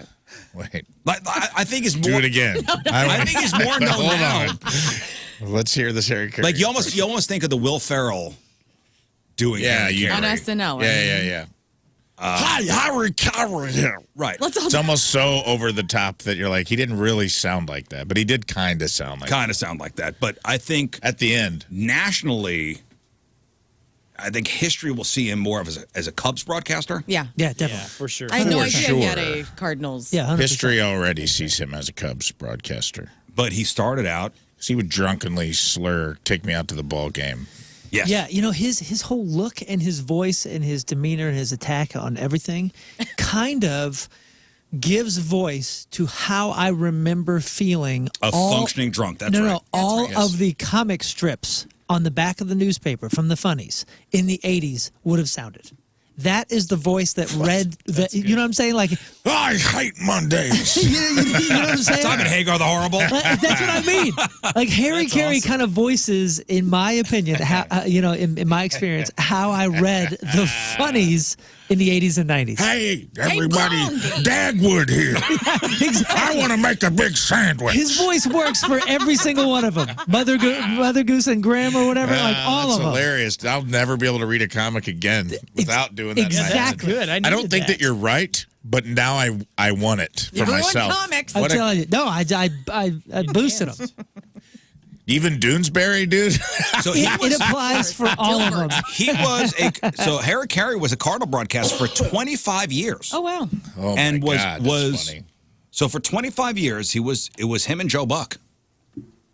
I'm sorry, Jack Buck. Jack Buck. They were like, guys, one of you has to stop drinking, or we gotta fire one of you. Well, so what was the rumor? The rumor was, and this is according to the Post-Dispatch, Didn't they say Anheuser-Busch said the decision was marketing-based, although rumors swirled that Harry Carey was having an affair with Susan Bush, wife of August Bush III. I heard this. August Bush would later deny the rumors, but in Under the Influence, which was a book published in 1991, Harry Carey said, "You couldn't say I did, and I wouldn't say I didn't. Okay. All right. You couldn't Glad say he I put it. did, and I Which wouldn't sounds say like I something your drunk uncle would say. I say what? So just Say I just did? the opening couple lines of the Post-Dispatch from that day. Harry Carey, after 25 years of broadcasting Cardinal baseball games, was job hunting today. His employer since 1954, Anheuser-Busch Inc., dismissed him yesterday. Carey said he was told at 3:25 p.m. by Anheuser-Busch advertising director Donald Hamill that his contract would not be renewed for 1970 and that he would be replaced by Jack Buck as head of the Cardinal broadcasting team. Carey said he was expected to talk to representatives of other major league teams when he attends the World Series next week. He says, I love the Cardinals, but I love baseball too much not to broadcast it. Obviously, this is before the Cubs picked him up. Right. A statement issued by the company president, August A. Bush Jr., said the decision was based on a recommendation from the company's marketing division. Bush said, we have been very glad to have Harry Carey as a member of our broadcasting team since 1954. And So he didn't even take the blame. He didn't even take the responsibility. We can assure our fans that we will be doing everything possible to make Cardinal broadcasts of the future both interesting and enjoyable. He put it on the marketing team, a third party. Hey, they told me to. That's wild, too. If you're upset about How it. drunk you have to be on the air to get fired by Augie Bush? Oh, my God. Hey, man. That's insane, You're drinking dude. too much to be broadcasting from Bush That's Stadium. insane. In an interview after the announcement, Harry Carey said, I'm bruised, I'm hurt, and I feel badly about it. He disputed the marketing reason given for his dismissal, saying that Bush beer sales had risen from 200,000 cases to 3 million barrels annually since he began advertising it. And it was a... Are they still in charge of that? 54 years. Does Anheuser-Busch still own the Cardinals? Do they run the... No. Who's in the booth? The DeWitts. Right. When did that happen? When did that change? When the DeWitts bought? Oh, okay. Was that the 80s or 90s? I think it was the 80s, right? When I don't know. I guess that's just wild to me that I didn't realize. 1995. I mean, I knew it was Busch 95, Stadium, but I guess I just thought they did a stadium sponsorship. I didn't realize they could actually hire and fire people at any point in Well, history. when the Bushes owned the Cardinals. Right. I'm saying I don't think I actually really ever grasped that they owned the entire organization. $150 million they bought the Cardinals for. Yeah, Anheuser-Busch owned it from 53 to 96. Dang. That seems low. $150 million. Does that sound right? 1995. I guess that. yeah, Oh, now it's got to be worth. yeah, that was Billion. the Billions. 90s. It was you could do that. It was only recently till teams hit $1 billion, and now everything's $1 billion. Yeah. Inflation's a real bitch. Real Haagen bitch, isn't it? Real bitch. All right, that's what happened back in the day. All right, time to find out what's going on in the world of music and entertainment with your Crab on Celebrities. And it's brought to you by Bright House Plumbing. Call the best. Flush the rest. BrightHouseCo.com 636-600-0188. Well, and that's why it's also a big deal that Harry Carey's grandson, the very handsome Chip Carey, is now the play-by-play guy. Really? I didn't know Chip Carey was Harry Carey's grandson. Oh, yeah. I got a man crush on him. I know you do. Man is handsome. Does he have? Didn't Harry Carey have the Coke bottle glasses? Yeah. Oh, yeah. Does Chip Carey look like that? No. No. Not yet. All right.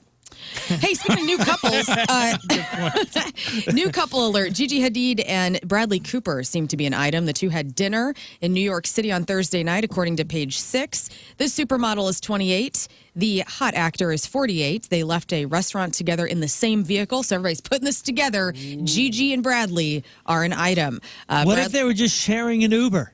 I don't know, man, but he was dating Huma Abedin, who was the ex-wife of Anthony Weiner. And Gigi had recently linked up with Leonardo DiCaprio, but he only dates chicks that are like 25. 25 and under. So she's 28, so she graduated from him. Ew, too old for Leo. Yucko. He ain't having it. I want us all to imagine being Ben Affleck for a second, because J-Lo is really jealous of Ben Affleck's relationship with his ex-wife, Jennifer Garner, who's an excellent human being as well. Yeah.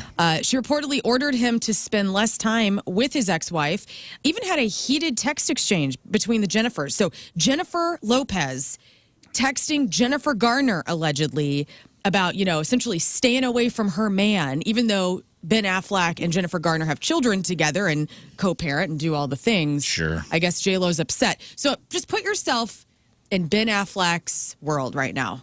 Great actor, millionaire. Two hot chicks fighting over you. Two hot chicks fighting over you. Two Jennifers. Two Jennifers. Yeah, he's just smoking a cigarette, drinking a Dunkin', like, I got to stop banging Jennifers. Yeah, you know what? We should solve this with a pillow fight. Yes. Jennifer Love Hewitt, get out of here. Get away from me. I can't help myself. We watched Anaconda over the weekend. Oh, man, it's great. Man, it really is. Like my son's John just Voight. like, oh my gosh. Ice Cube? This is Ice Cube, Owen Wilson, Jennifer Lopez, and then some other gal that's super recognizable that no one knows her name. The redheaded gal. Yeah. She's in like a whole bunch of stuff from back in the 90s. I don't know who and then that she is. just kind of Look it disappeared. up. Anyway, while you do that, The Rock has responded to haters who called him out for asking people to donate to the victims of the Maui wildfires. He was surprisingly diplomatic about it. He said, quote, I understand money ain't falling out of the sky. It's not growing on trees. And there's a lot of people out there living paycheck to paycheck. He says, I get it. I used to be one of those people. And he said, I understand. He goes, I've never launched a fund before, but I'm a quick study, lesson learned. The Rock and Oprah started this particular fundraising effort, which kicked in $10 million for victims. And you know what it was? It almost was like the Imagine thing. Yeah. Like, we don't need to hear from rich people right now. Yeah. I mean, it's nice that hopefully they also gave in addition to, telling others to give. I think they gave a lot. Yeah, I do too. So I don't know. I don't mind people standing up for good. Like, you know what? Stand down, Oprah. We don't need you right now. Stand down, Oprah. Get back into your hyperbaric chamber. We'll break the glass when everyone needs a car. Who is the redheaded woman? Carrie Wurr. And she was in a lot of stuff. She was in Hercules. She was in a lot of TV stuff. She's beautiful. She kind of looks like Ashley Judd. Oh, yeah. Eric Stoltz was in it? You know what I mean? Yeah, Eric Stoltz is like the main dude that Jennifer Lopez is with. She was in CSI for a while. Carrie Wurr. General Haas, CSI Miami. Wurr. W-H-R-E-R. Wurr. Let's talk about Will Ferrell. Will Ferrell returned to his alma mater. He was a guest DJ at the USC fraternity tailgate party where his eldest son, Magnus, is currently enrolled. The TikTok video shows Will Ferrell behind the ones and twos, spinning Eye of the Tiger by Survivor. He's dressed with the occasion headphones worn atop his backward USC red cap. So he was having a great time. Somebody asked, I saw the video and somebody asked this question. How would you have reacted if your mom or dad showed up to DJ a set at your college or university? If my parent was famous, it would be pretty cool. Was Will Ferrell, yeah. I mean, he's the best person to come in because it immediately is Frank the Tank. He probably did the whole thing. Yeah, but you see that as a fan of Will Ferrell. But his kid. Yeah. You don't think he loves his dad so much? That's probably the best relationship. Maybe, but it's still, their parental relationship still exists. I just think, I don't know, like, would your kid think it's cool that his radio DJ dad showed up at the high school and DJ'd a party? I don't think or would he be like, I love you, and I do think your job is cool, but can you just stay out of my spaces? Yeah, I think we're getting to that point right now. Yeah, I do too, because they want their own personality. There's a lot of weird hang-ups. Anybody's parents try to embarrass them in front of high school friends? Yeah, not on really. purpose? Not really. No. Probably. My mom's wild, though. Like, the first time my band played at Copper Fire, this has been a couple years ago, my mom and my aunt, like, danced on a table. And they don't, like, they're wild, but they don't normally do that. Yeah, but you were an adult. I know, but now I'm like, Ma, you have to get down. You can't be... Ma! The meatloaf. I'll let your mom have fun, for God's sakes. I let her. I'm saying it to you. I'm not saying it to her. Sorry, baby, it's Jill time. It's Jill time. Yeah, but that's what she said, and then she just danced across the table. But as a high schooler, did she ever do anything to embarrass you? No. I can't think of anything my parents My mom did. ignored me in high school. She was like raising a baby. Don't even get me started. It's a whole therapy session on that. Anyway, Power Trip Festival in Indio, California was over the weekend, and the real star of this entire weekend was AC/DC. They came out. They haven't played on stage together since 2016. Absolutely killed it. Played some new music off of their latest release from 2020, Power Up. And out of all the headlines out of Power Trip Festival, it was AC/DC. I saw a couple songs from Judas Priest. Yeah. Metallica front row, watching them. How cool is that? I know it was James and Kirk front row in front of the barricade, pit. Yeah. watching them, and James Hetfield singing to every song. Well, and as Judas Priest did their 18-song set at Power Trip Festival, they also said that they're going to be releasing a new record. There's a single that's going to come out this Friday, so that was kind of like the big smash out of everything. You got more details about that upcoming release. But yeah, Judas Priest is awesome. Have you ever seen Judas Priest? No, I haven't. Hell of a show. They played up at the... They played at St. Louis Music Park. And then this last time around, they were at Family Arena. I didn't go to that show, but I was at the St. Louis Music Park one. I was third row. Does he still bring the motorcycle on stage? Really? Yeah. Wow. Dude, you got to see them. Like, they'll come back around. And I got some audio for this next story. Jelly Roll saw a fan in the crowd during a recent show, wanted to bring up on stage. This guy was in a wheelchair, so it obviously made a task a little bit more difficult. Jelly Roll asked the crowd to join together to get this guy to crowd surf the fan to the front of the stage. Here's some audio of it. Yo, hold on. We need to get him to the stage. Can we get him on the stage? Hold on, we're going to need a lot of help, though. We can't drop the ball on this one. This is big. All hands on deck right here, boys. Appreciate y'all helping us. Oh, that's nice. Have you ever seen somebody do that? Yeah, for the first time ever at Sonic Temple Festival this year, I took a video of this guy. I think it was during Deftones. It just brings a tear to your eye because, like, all of a sudden, smile. Oh my God! In a wheelchair, just having the time of their life and walking that thing to the front of the stage, like. Oh, there's also a video of somebody getting dumped. I don't want to see that. Moon, if you would. Oh no! Come on, man. We've seen this video before. Yes. Let's find that. Somebody getting dumped out of the wheelchair. I mean, it happens. As like the smile on the face, like, look at me, I'm in a wheelchair. But that is the coolest thing ever. And then dumped right out. Like, whoever decided, like, to be the first person who was in a The way wheelchair that, the to way be able that to you crowd put it, surf. and then dumped right out. Watch, Lern. Got the video up. Don't look away, Lern. Where's this at? Okay. There we go. Oh, he's some way outdoor up there. festival. Oh, The insane thing is, they're still holding the chair, not even realizing that the human being has fallen out. No one caught the guy. No one's paying attention. What are you doing? right. What are you Oh, doing? my gosh. Being kind. Oh, man. That didn't happen. Did you see? They're No still one surfing. caught the guy. Hey, the guy's on the ground. They're still They're surfing the still wheelchair. going. Oh, my God. No one is paying attention. What did the singer want, the guy or the chair? Oh, man. Oh. That was... Learn, tilt the camera up so they can see. That is, One more time. Just nobody. I mean, in here, no one's arms are up. What are you doing? Everybody. Including his. Everybody. It's like it didn't brace his fall either. Not at all. Attention. Not at all, dude. This thing went down hard. Sack of potatoes hard. Oh, man. Damn.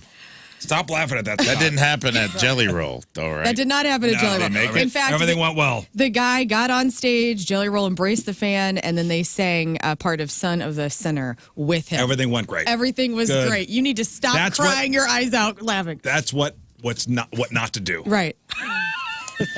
Thank you for showing us what not to do. Thank you fine. for that. Everything's fine. Everything's good. Corey Taylor canceled his set at Aftershock Festival on Saturday, wrote out to fans. He fell on stage, sustained a significant injury to his knee. On top of that, he had a few members of his team out with COVID. Also, Avenged Sevenfold were forced to postpone on Saturday. M. Shadow realized that a virus that he caught 2 days earlier, he still needed to kind of treat that. His voice completely shut down. So those two guys are out. In good news, Foo Fighters were joined by Shania Twain at the Austin City Limits Music Festival on Saturday. Lots of people saying it was like cringeworthy with her coming out and singing My Hero, but it wasn't that bad. I mean, it was improvised, you know? What are you going to do? She had her regular hair on, too. Yeah, she had bright red hair. And finally, if you have watched many movies over time, there's movies that stand out that have iconic product placement. I'll think of one immediately. And it's probably number one. Is it E.T.? Yeah, I was going to say E.T. It's not E.T. with the Reese's Pieces. That's number 8. Ooh. Wayne's World, dude. It was Wayne's World. New print, little, yellow. It's the funniest product placement in any movie. He, like, leaned in. Yeah, Reebok, So Pizza funny. Hut, Doritos, Pepsi. Was New that like print a is the one. Coca-Cola Little, Kid or something? Yellow, different. Little. I have a headache. Different. There's a couple of Audi brands that make this list. Oh, what about, remember the Italian Job? Oh, yeah, Mini Coopers. Well, Mini Coopers. Yeah, Mini Cooper not on the list. Wait, is the list of the company or That the was movie? what put Mini It's Coopers movies. on the map. Right? But there's- on the map. There's 2 different movies that had Audi represented in them that are iconic. Can you think? And you've seen both of these movies. Batman? Not Batman. It's a superhero thing, right? It's Iron Man. Iron Man was number 3. yes. What about Aston Martin with James Bond? That came in at number 2. Dude, well, I mean, John from Goldfinger, James Bond, you see, he got that same Aston Martin. That was Oh, in, really? what was it, neat. Casino? What was Like one? the It was like first one? 2006. No Time to Die. Yeah, whatever the first Daniel Craig one was. He got that one. Super crazy. I fun remember car they to went drive. hard on the first Spider-Man movie, the first Tobey Maguire Spider-Man movie, Singular, when it was still a wireless. Oh, wow. Singular. I remember he was like on the wall with the big Singular wireless thing Yeah. in maybe in the Saliva video. Singular was dumping money everywhere they could. They We paid were me a lot sponsored of by money one Singular summer. a couple Thank you, times. guys. Singular Wireless. Yeah, in there. Singular. What I about bet he worked for him too. when I say Nike? Which two movies come to mind to you for product placement? Nike. Yes. I mean, obviously that Jordan movie about Air. Nike. Not that one. No. Oh. That's a little too on the nose. These are movies from the 80s and 90s. Nike. Back to the Future. Back to the Future, yeah, number 10. the self-lacing ones. and Forrest Gump. And Forrest Gump. That's right. Forrest Gump. Talladega Nights has to be Applebee's, right? Nope, not Wonder on the Bread. list. Tide. Boy, he sure does Wonder like Bread. Tide. What about FedEx? Castaway. Castaway. Castaway came in at number 5. Ace Ventura. Etch-a-Sketch? E.T. Close. Oh, man, I could see him War doing Games.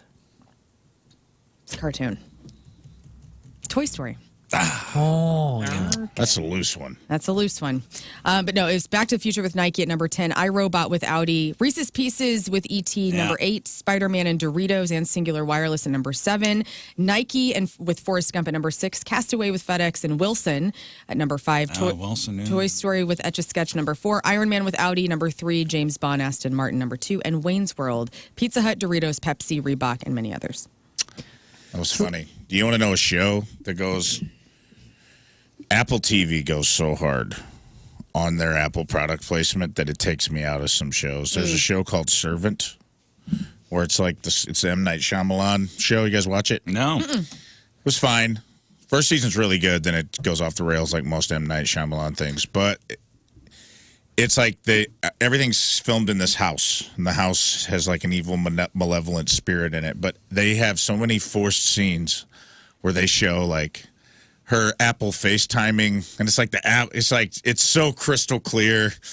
It's all the tech. You could clearly see they wrote like some of the Apple tech into the script, and it is to the point that it's like It's too much. Yeah, she'll be like, if you need to talk to Julian, just FaceTime him. It's crystal clear. And it's just like, and then it's just like they're walking, and it's like just shows a hand like holding this beautiful Apple product, and it's just so egregious that everything. It takes you out of it. I wonder what terrible. the deal is. Like, how many products do they have to, or how many You know what they times? do it in Ted Lasso too. Well, If yeah. you really pay attention in Ted Lasso, there's some Apple product placement, which bums me out. Celebrity celebrating a birthday today. Jacob Batalon is 27. That's Peter Parker's best friend Ned in the MCU Spider-Man movies. Bella Hadid is 27. Scotty McCreery, No Jose, Can You See, is 30. Zachary Ty Bryan, 3 first names. That's Tim Allen's oldest son, Brad, on Home Improvement. He's 42. Nick Swardson is 47. Sean Lennon, John and Yoko's son, is 48. Steve Burns, that's the original host of Blue's Clues. Steve is 50. PJ Harvey is 54. Guillermo del Toro is 59. Scott Bakula is 69. Hey, Kirkwood grad. Yep. Back to the Kirkwood's on. That's right. He's on the Walk of Fame. John O'Hurley, 69. I told you about that, right? Anytime Scott Bakula's name was mentioned, my dad would always go, hey, Kirkwood grad. Kirkwood grad, I can't hear those things not separate. Tony Shalhoub Monk. is 70, and Sharon Osbourne is 71. Oh, and Jackson Brown is 75 years old today. All right, today's porno birthday, which is being brought to you by Patricia's, where fun and fantasy meet, is Vivian Valentine. And today's birthday girl's been in 179 fine films, including 72 Cheerleader Orgy, 75 Nurse Orgy, Caught from Behind 30, Debbie Does Iowa, Debbie Does New Orleans, Far Beyond Phil 3, Flesh Peddler 6, Hot Bods and Tailpipe 8 and 12, Naked Ghosts, Sandwich of Love, Young Buns 10, and Who Could Forget a Roll in 2005's Things That Go Hump in the Night. Vivian Valentine is 47 years old. That's your porno birthday. Those are your crappy birthdays, and that was your crap on celebrities. All right, we're going to take a quick break. We'll come back with your Sexy Time fun facts. All right, here's a question going into the break. Would you date somebody who's broke? Would you date somebody who's broke? We'll chop it up next. Oh, also the sexiest accent in the world. Thoughts? Nice. Oh, I know exactly what it is. Okay, well, we'll see if you're correct or not. Well, I guess with the football pick'em challenge against the Fast Lane, there is some good news to report. We didn't lose, and we didn't win. Okay. Yet. So, Moon, correct my math. So right now we are going into Monday Night Football up 2 points. I believe we're up by 3. Oh, boy, you got to redo it. Hang on. Hang on. Anybody? Oh, boy. If we're up by 3, it's over. I think If we're up by wait, 3, wait. it's over. My calculations were 2. Lern and Scott both picked Arizona to beat. I thought we would go up by 3 because I was the only person that had the Jets beating the Broncos. My calculation's up by 2. I have us up by 3. Maybe I miscalculated, but this whole time I've been thinking it's over, baby. Okay, well, let's. So, Moon, 9 right. Rafe 8. I have Rafe as 9. Did I write that wrong? Yeah. Maybe that's where I'm we're It says I only have 8. Oh, poop. So, That's we're where up it by is. 2. Then we're up by 2. I'm sorry. Now, here's the thing. Everybody has the Packers. So, it's Vegas Oh, I'm sorry. versus Green Bay tonight. Mm-hmm. Everybody's got the Packers except for Moon and Rafe. So, if the Packers were to win tonight, we're going to be tied. If Vegas wins tonight, we win. We win the week. All right. Yeah, let's see. And That's why Matt's out. What's the tiebreaker? I know, I'm just trying to think of where the tiebreaker. Now, I'm sure it's going to go down to Scores? those scores. Yeah, those score picks. But it doesn't matter. The Raiders are going to win. Well, what do you mean score? What do you mean score picks? I don't understand how When that you would pick work. this Monday night game, No, but you're how would that work as a tiebreaker for who? For the teams versus I the teams. think if you tie, whoever picks closest to the actual score wins the tiebreaker. I understand that, but as a team, Here's how I would do it. how is that going to work? So at the end of it, individually, at the end of it, it has your total win for the week, and then it has a plus whatever the hell that number is. I will add up all the plus whatever the hell that numbers are. and the higher those plus numbers are, and the higher plus will win. What does that plus mean? I don't know, but that's the. But we that's the still don't system. know. That's a stupid I system. how the don't like. system does I it. don't System like not is knowing stupid. it and saying that's going to be the deciding factor. But it has to wanna be. Know, but I want to know what it is. It's got to be something Nobody with knows like. what it is. It's got to be something with like the games that were maybe it takes into account how early you pick the games. Maybe it's the earlier games count for more. Maybe it's the I think it's ultimate point score for the spread. final game. I, think I thought like it's a point spread. Who Perhaps- you pick? perhaps. If you pick the underdog, you're gaining points, I don't know. Maybe that's it. I don't know. which should have nothing to do with winning and losing. Which, No. by the way, on Thursday when we were at the Air Force Base, we have a photo that we tweeted out of you and Stalter, Rizz, shaking hands, and a lot of people are like, what is this? And that is the new rules that we came up with as of Thursday. We shook on that at 11:59 a.m. on Sunday, the picks have to be locked In. Can't change 7 picks. a.m. this Sunday because we had a London game. Yeah, but I think you could still change your other. Oh, picks. really? I think thought so. they locked I don't Sunday in know. for Sunday game. I don't know. This stupid This app sucks. platform. No. it The sucks. app's not locking it. We decided. I know, but I thought I'm that gonna- the app will lock Sunday when the game starts. Like Oh, you it can't, does. I can't change the late games on I see. Sunday. I see what Once you're they start on Sunday, the app does lock them for the day. Yeah. Because I've looked and you can't change like your 3:30 game Listen, once they start. The good news is we can't lose. We can't we can on the depends on tiebreaker, the but tiebreaker. it's okay. Raiders are winning. Raiders win. We're up by 4. Go Biggest Raiders. victory Go Raiders. so far. Go Raiders. Think about that. Haven't won or lost by more than 2 points since we started. Yeah. This would be a 4-point. Go Raiders. This would be a 4-point win for us. This week's been weird anyway, though, right? Like, because the Bears Super won, weird. it kind of kicked things off. Last night, the weird. Chiefs game, I mean, they almost lost to the Buffalo Vikings. lost. Not really, but yeah, it was close. It was too many bad Jets calls. won. Yeah. It's all right. It's all about the overall win. Go Raiders.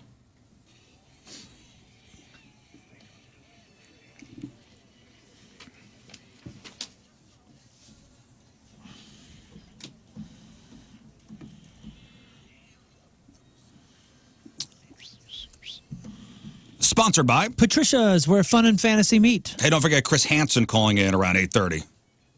The Hansen. Chris Hansen. So this was an ask on an advice website from Anonymous.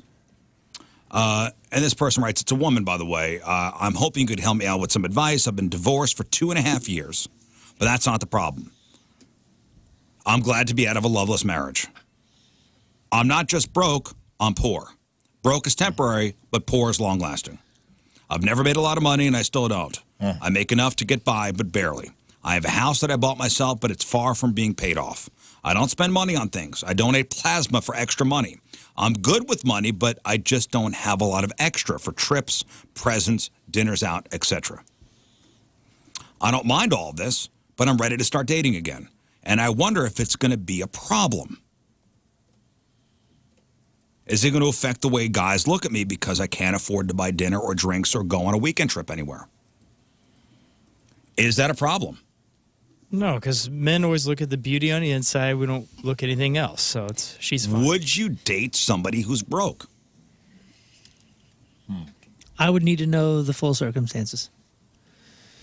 You know, like, are you younger because you're younger and you're taking big risks, and this is something that is in, you know, the personality of somebody that's business savvy that just had a mistake here or something like that. You know what I mean? You know what I mean? Well, like she that. laid it out pretty well, I thought. She said that. Yeah, one part was a little Well, off. because she separated the difference. She said broke was when you're temporarily down, but she's Poor. long lasting. Right. She also said she was good with money. And I don't think she knows what good with money means. That probably means I managed the money that I have well. Right. If you're good with money, you thinks- take what little you have and you turn it into, you'd be able to play the stock market. That's who I consider good with money. Yeah, I was taught being good with money was like saving a little bit, and now I realize saving is typically not a great idea. Right. I'm taking her good with money Investing. that she's paying her bills, but that's like she's Same. making enough to get by, like mortgage, bill payments. That's it. I disagree with the phraseology. She also may be poor because of her divorce. Yeah. Or maybe. broke because of a divorce. Maybe. Said she's never had money. I never made a lot of money, but I still don't. I make enough to get by on, but barely. Sure. I have a house that I bought myself, but it's far from being paid off. I don't spend money on things. I donate plasma for extra money. Yeah, again, if I think it's in your personality to be able to bounce back, and you're here because of circumstance rather than lack of talent, knowledge, or Or know-how. laziness. Right, or effort. Yeah, I mean, it's not the bank account. It's interesting. It's It may be the drive. It's the potential for drive. Yeah, that's. It may be that's the what drive matters. that may make us on different levels when I can't hang with. If I make enough money, I'm more than happy to pay for something for the one I'm interested in or dating. Yeah. There's been plenty of times I've been broke. Plenty. She says, I've already too. found out there are guys who are there to hook up. That sounds great, but I want more than that. When you were dating, did money play into it? No. I mean, let's see. I've been out of the market for 13 years. We're all mid-20s at that Adjusting point. for inflation. Uh-huh. Yeah, adjusting for inflation. No, I mean, I've dated a plethora of men.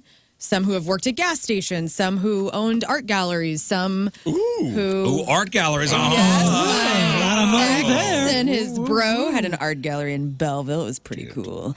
But he had an art gallery, but he also worked at a kitchen. So like, but it was the 20s. That's, when you're in your 20s, who are you dating that has like good money at that point? Yeah, when I was dating, nobody had money. So Right. So it was even. Everybody was broke. Everybody was working 3 jobs and still broke. Although at the same time, there was the drive at that point. Like, could I date somebody at that time, not just hook up with, but date somebody who didn't have the drive that I had? Right, to do better. Do better and not be broke eventually. Yeah. Yeah. The drive is sexy. The drive is the appeal. Or, yeah, I agree. It doesn't even have to be financial drive. If you were an artist and you were a painter and I met you and you were inspired and passionate and like that's what you were all about, even if the money never came, I would respect that. Mm-hmm. You know what I mean? Like I would respect that you followed your passion, and because I make my own money.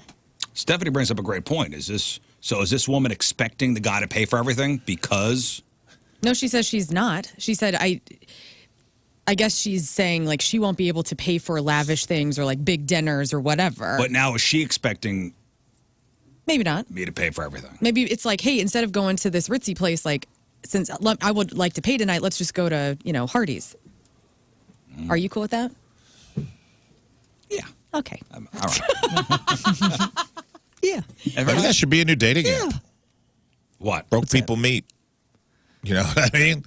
Broke meat. BrokePeopleMeet.com. Like, let's go to it. Like, I'm broke, you're broke. No pretense. hang out. Let's bang in my El Camino. You know what I mean? Yeah. And we'll see where this goes. Maybe we can rub our brokes together and come up with a just not doing well. Jackpot. You have like the debt category. If you're up at a certain level of debt, then you'll connect with other people at that certain level of debt. It's like, yeah, this is good. We're elite. Yeah. I like this. Oh, if you are somebody who likes the more expensive things in life and you are going to date somebody who doesn't have any money, then expect to pay for everything. Right. Yep. But if they're there you super go. hot, I will say I Worth definitely think this is true, good or bad. I don't think men care about it as much as women do, on the whole. I don't think men are as... I think our society has kind of turned men into the contents of their wallet a little bit, not to be too fight clubbish, but it's Do like women want to be bit. taken care of? I don't know if it's that or if it's just ingrained. I don't know what it is. I don't know if it's culture that's ingrained it in us that like a man's worth is tied to his job or tied to his income or tied to his being a provider more. Yeah. I think it's getting better. We're getting better equity there, but I do still think that it is something that women maybe care about more when they're looking to start a relationship than men. well, and that's the downside of the patriarchy for you guys. Like, Sure. you know what I'm What saying? is the first thing a parent would say if you brought a guy home? What does he do for a living?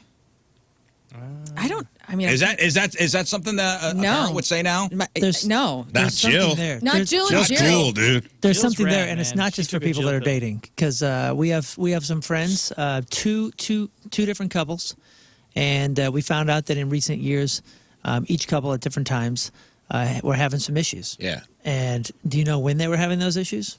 When the guy had a job that was making less. No, my parents were like this. It was how I was around the guy, because I've dated some guys that were really sketchy, and my parents knew that. Like whenever I would bring those guys home, Sketchy art gallery. the sketchy guy. dudes, or if they could tell if I was being genuine or not, and if I had to be, if I was quieter or something, and actually whenever Tim came around, my stepdad didn't like Tim at Good first. parenting, actually. Yeah, no, it was. They knew like They were watching to see if you changed who you were around this person. exactly. That's good parenting. Good job. Thanks. Good job, Jill. But my stepdad hated Tim at first because he was so quiet and he was like very respectful and all this stuff. Because I used to bring home these like punk rocker guys that were just like, "What up, Jerry?" Like smoking a joint. So anyway, they didn't know what to do with a nice guy that I This brought guy's too nice. There's Jerry's something like- up there. Jerry's like ripping one. He's like, this guy's a square. Yeah. No, Something's up here. did they feel like he was Get him hiding? out of here. They feel like he was hiding something. Yeah, they felt. My stepdad thought that he was a character from what was the old show where he thought he was a kiss ass at first. He was like, don't call me sir. Like just we're golfing. Like let's just be chill. And the so Leave Tim It to had Beaver to guy. loosen What's up. it? Eddie Haskell. Eddie Eddie Haskell. Haskell. Yeah. So that's what. He's so polite. He must have bodies. Yeah, but Eddie under the Haskell. stairs. Eddie Haskell was like a charmer, and when I see that, I tend to distrust those folks See? too. Well, listen. When I Jerry. first called me a charmer when I before. first I'm gonna lock that away started to in come my bag around somewhere.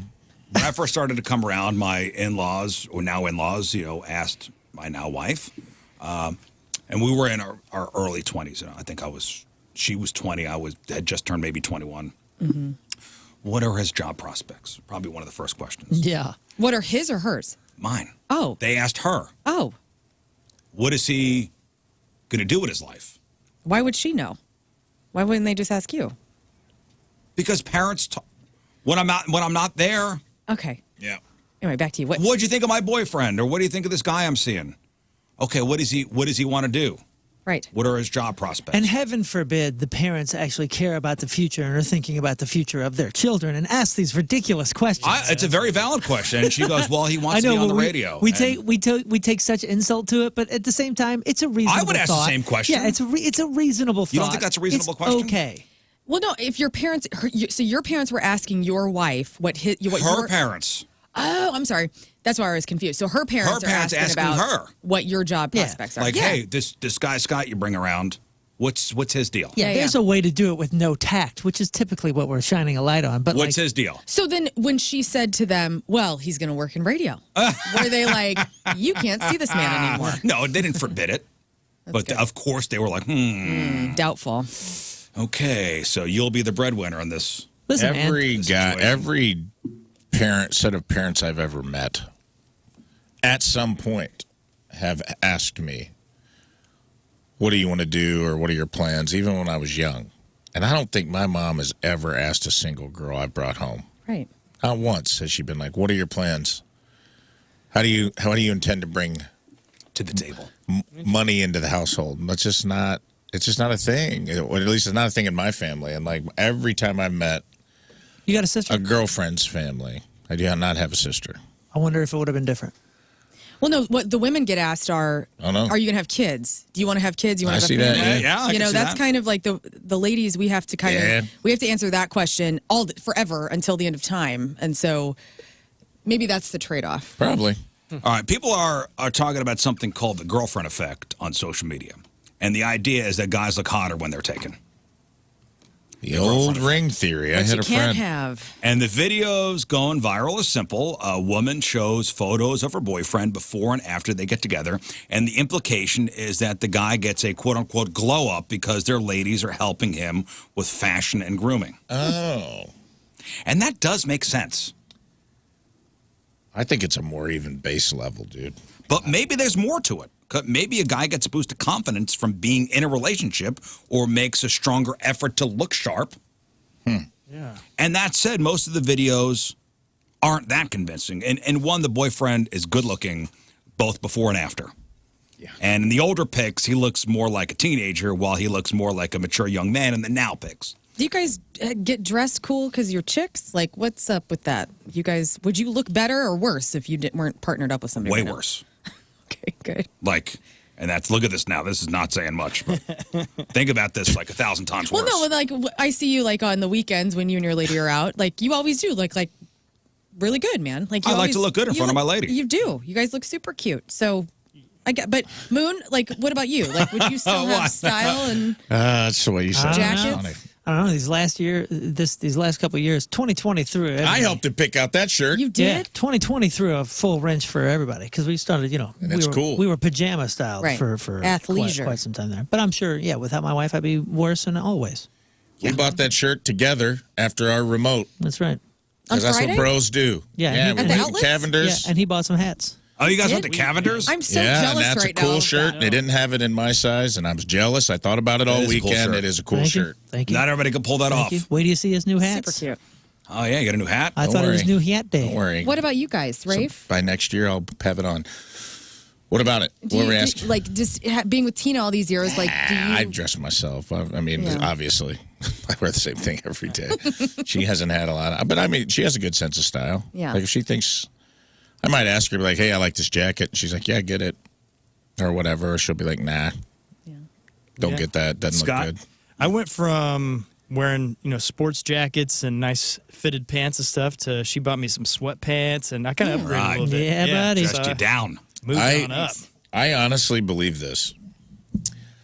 I think there's something at a more instinctual base level going on. Because I never get hit on more than when I'm with someone. And then you ever break up, like think you're doing well, and you're like, almost something's up. Ladies are sniffing around. Then you break up with someone, and it is the desert, dude. It is a sexual desert for so long. And you're just like, what the hell happened? I literally think that there's something in your pheromones when you're coupled up with someone that you're giving off some I am desirable pheromone that ladies pick up on, that they're like, there must be something's up. This guy's in demand. I can smell another woman on him. Yep. Or maybe they're And then looking at when the woman and saying like, "Oh, she's cool," and that's her man. He must Maybe. I want to be like Agree. her. You know, like maybe there's some optics things There's a going on. there's a confidence thing too that happens. There has to be something biological. I We think got it's- I to agree. smell different or something. yeah. I think it's like a base level, like pheromone smell you're giving off that says this guy must be a quality man because another female Lay wants with him last evening. wants him, or wants to build a relationship with him. He must be a good provider. Like there's something at the subatomic level that's He happening. must be good at hunting and gathering. Because the minute you don't have that pheromone on you, Yeah. it's the wasteland out there, dude. Yeah. It's bizarre. That's because it's a desperation pheromone. I had a friend that had a fake wedding ring in college. Oh man, what's that Adam Sandler and Jennifer Aniston movie? Just Go With It. Yeah, That's where he's the plastic surgeon. It and he wears worked. it. Yeah. Did it? he'd wear it. Really did. I mean, he was kind of a good-looking dude anyway, but like, man, he would like have it on, and then if they asked about what it, scumbag woman would go, oh, he would say he was Going through divorce? Or A widower. separated? widowed. Oh, God. All three. Depending on the night. He God. had different stories. Hi, I'm David. I'm 18. I'm widowed. Yeah. He wasn't that young, but he was in his 20s, and he goes, I got married young, and it didn't work out, but, I still think about her a lot. Has anybody hooked up with somebody who had an accent? No. No, always wanted to. What's up with that? That's a no from Scott. 71% of us find accents attractive. Yeah. But it really depends on where the person's from. So a new poll ranked various accents across a bunch of different categories. Everything from which ones we find sexiest to the ones we think just sound the funniest. So what is the sexiest accent according to this giant poll that was taken? Australian. Men or So women? you're saying Australian. French. Whatever. I know a lot of folks who don't like Australia. I do. Men and women. I think it's I'm sexy not a as fan hell. of French. I think it's... The woman in the room says Australian. And you say? All right. All right. My, what have we here? Don't you look sexy tonight? I think it is Latin. Yes. So I Latin believe accent. Spanish accent. I Spanish. believe men and women both have sexy Spanish accents. did not in make the top Spanish. 5. Really? What? La Francais. Blasphemous. You say French, Okay, well, then I'll go South African. South African, This is Australian. which is basically. kind of Australian. Yeah, but The it's a little sexiest accent is, English. congratulations, Australian. Good for you. Thank you. Dude, Chris Hemsworth. Let me just. Australian? I mean, Paul yeah. Hogan, baby. Scottish was second. I'm into that Okay, I too. can see that. That's Sound like good. I Colin like Farrell. that. Scottish, isn't that harsh? That's pretty. You can't understand it, but you don't It's care. pretty mumble jumbled, like that kind of stuff from the English accent. Scottish? It's Sir Alex Ferguson. It's very. English? It's Justin Theroux in Charlie's Angels, the first one, when he's like, "Give me the rings." Touch my body. Throw me on the bed. That's Irish. Drew Barrymore, give me the rings. I don't know, You're man. killing it today with the accents. Thank you. Give me the rings. Give me the They're rings. Where's that from? Don't you remember the? Didn't we? Is that Harry Carey? Remember those two old guys who were fighting on the road and they were talking about something and we played it. Oh, yeah. I think those were. That's a Scottish accent. Scottish, so it's Australian, Scottish, English, Irish, and then French. Those are the I on. see. And I gotta say, that list is big time erroneous. What is... Oh, Who'd they ask? Moon's got an old thing with Scottish accent. How to speak with Oh, a this is Scottish going to be accent. okay, everybody. Though this country is quite small, there are lots of prominent and world-famous people who were born there, such as James McAvoy, Karen Gillan, Ewan McGregor, Ewan and McGregor. Rizz Leslie. Love Mostly, it. this accent is spoken up north of the British Isles and is called Scottish English. However, Just look there up are a Chris Hemsworth interview, just talking about literally anything, and let's all give the ladies listening So, right now what they want. On the opposite end of the spectrum, what is the least sexy accent? The and South. I'm telling you, it is not a country. Boston. It's Arkansas. Boston is the second least sexy. It is? New York. New York is number 1. Yeah. Least sexy accent is New York. Congratulations. Interesting. This is an interesting list. The fact that, no offense to your Chris Hemsworth, but eyes closed, Antonio Banderas starts whispering something in your ear. I'm not discounting. I'm having sex with Antonio Yeah, me Banderas. too. That's how sexy that guy's voice.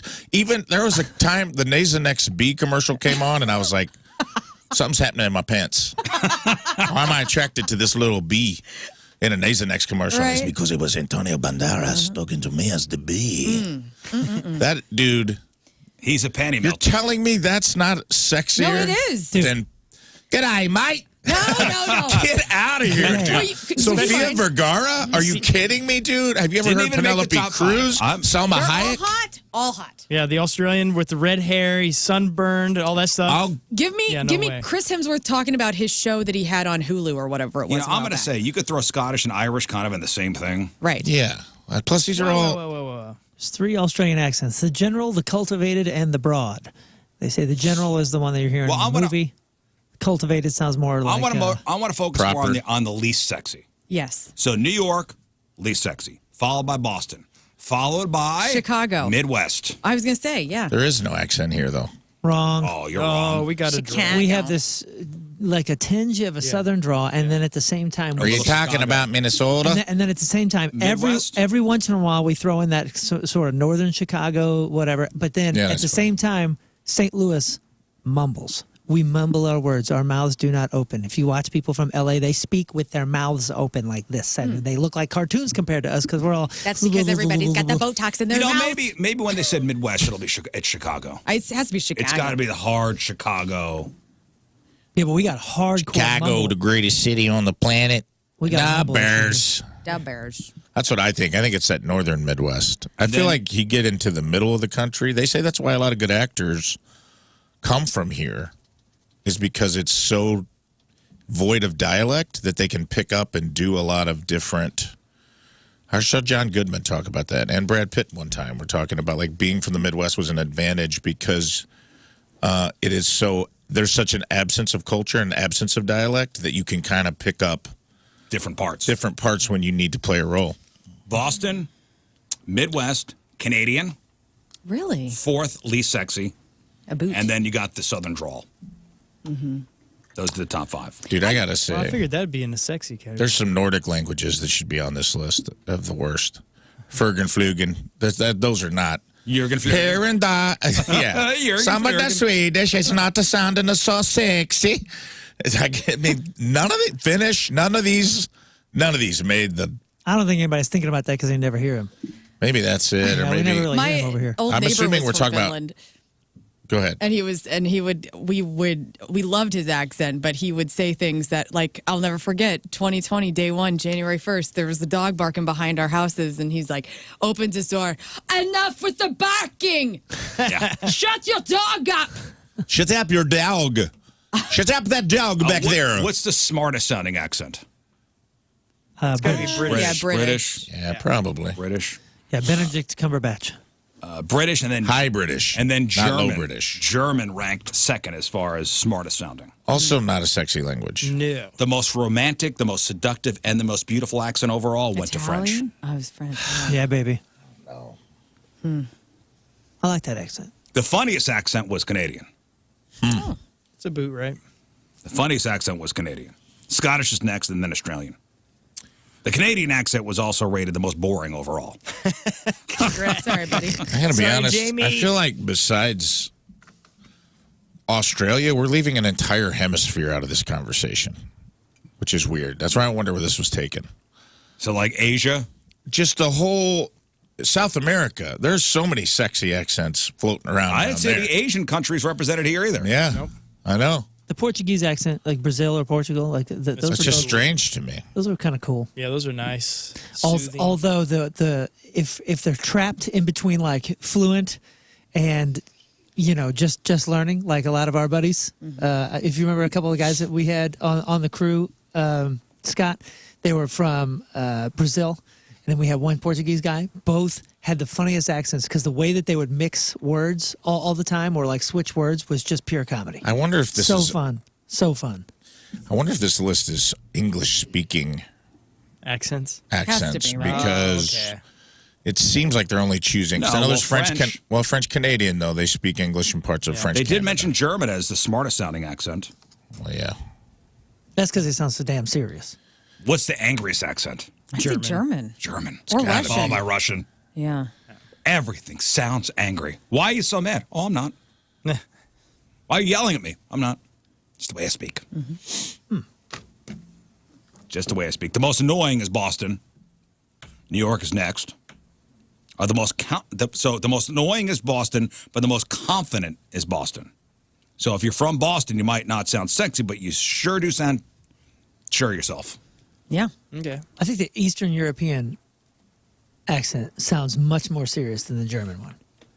Because I mean, when you think about Arnold, like when he's speaking English, it sounds like it sounds, but it doesn't sound like overtly angry or any of that kind of stuff. You know what I mean? But the Eastern European language or accent does sound potentially angry. Yeah. It's a little bit harder to like distinguish the seriousness. You know what I mean? Yeah. Like Arnold seems like he's kind of so matter of jovial fact. in his seriousness. But he's so matter of fact, though. Yeah, definitely both of them. All right, listen, we got to take a break. Chris Hansen should be on the phone any time now. So we'll come back. Hopefully, we'll have Chris Hansen on the phone. If not, we'll do the sex toy of the week. Okay. Or we'll do both. I don't know. We'll see what Chris thinks about. No, we're going to leave Chris out of it. Chris has seen enough. This week's sex toys for my man Moon. He's going to like it. Right. All right, so I guess Chris Hansen is running 20 minutes late. Yeah, it's got a predator emergency. All good. All good. Predator emergency. What did somebody write Arnold in? called him. Be careful. Chris Hansen is actually calling in because he's been playing the long game. Lern is actually only 9 years old. The jig is up.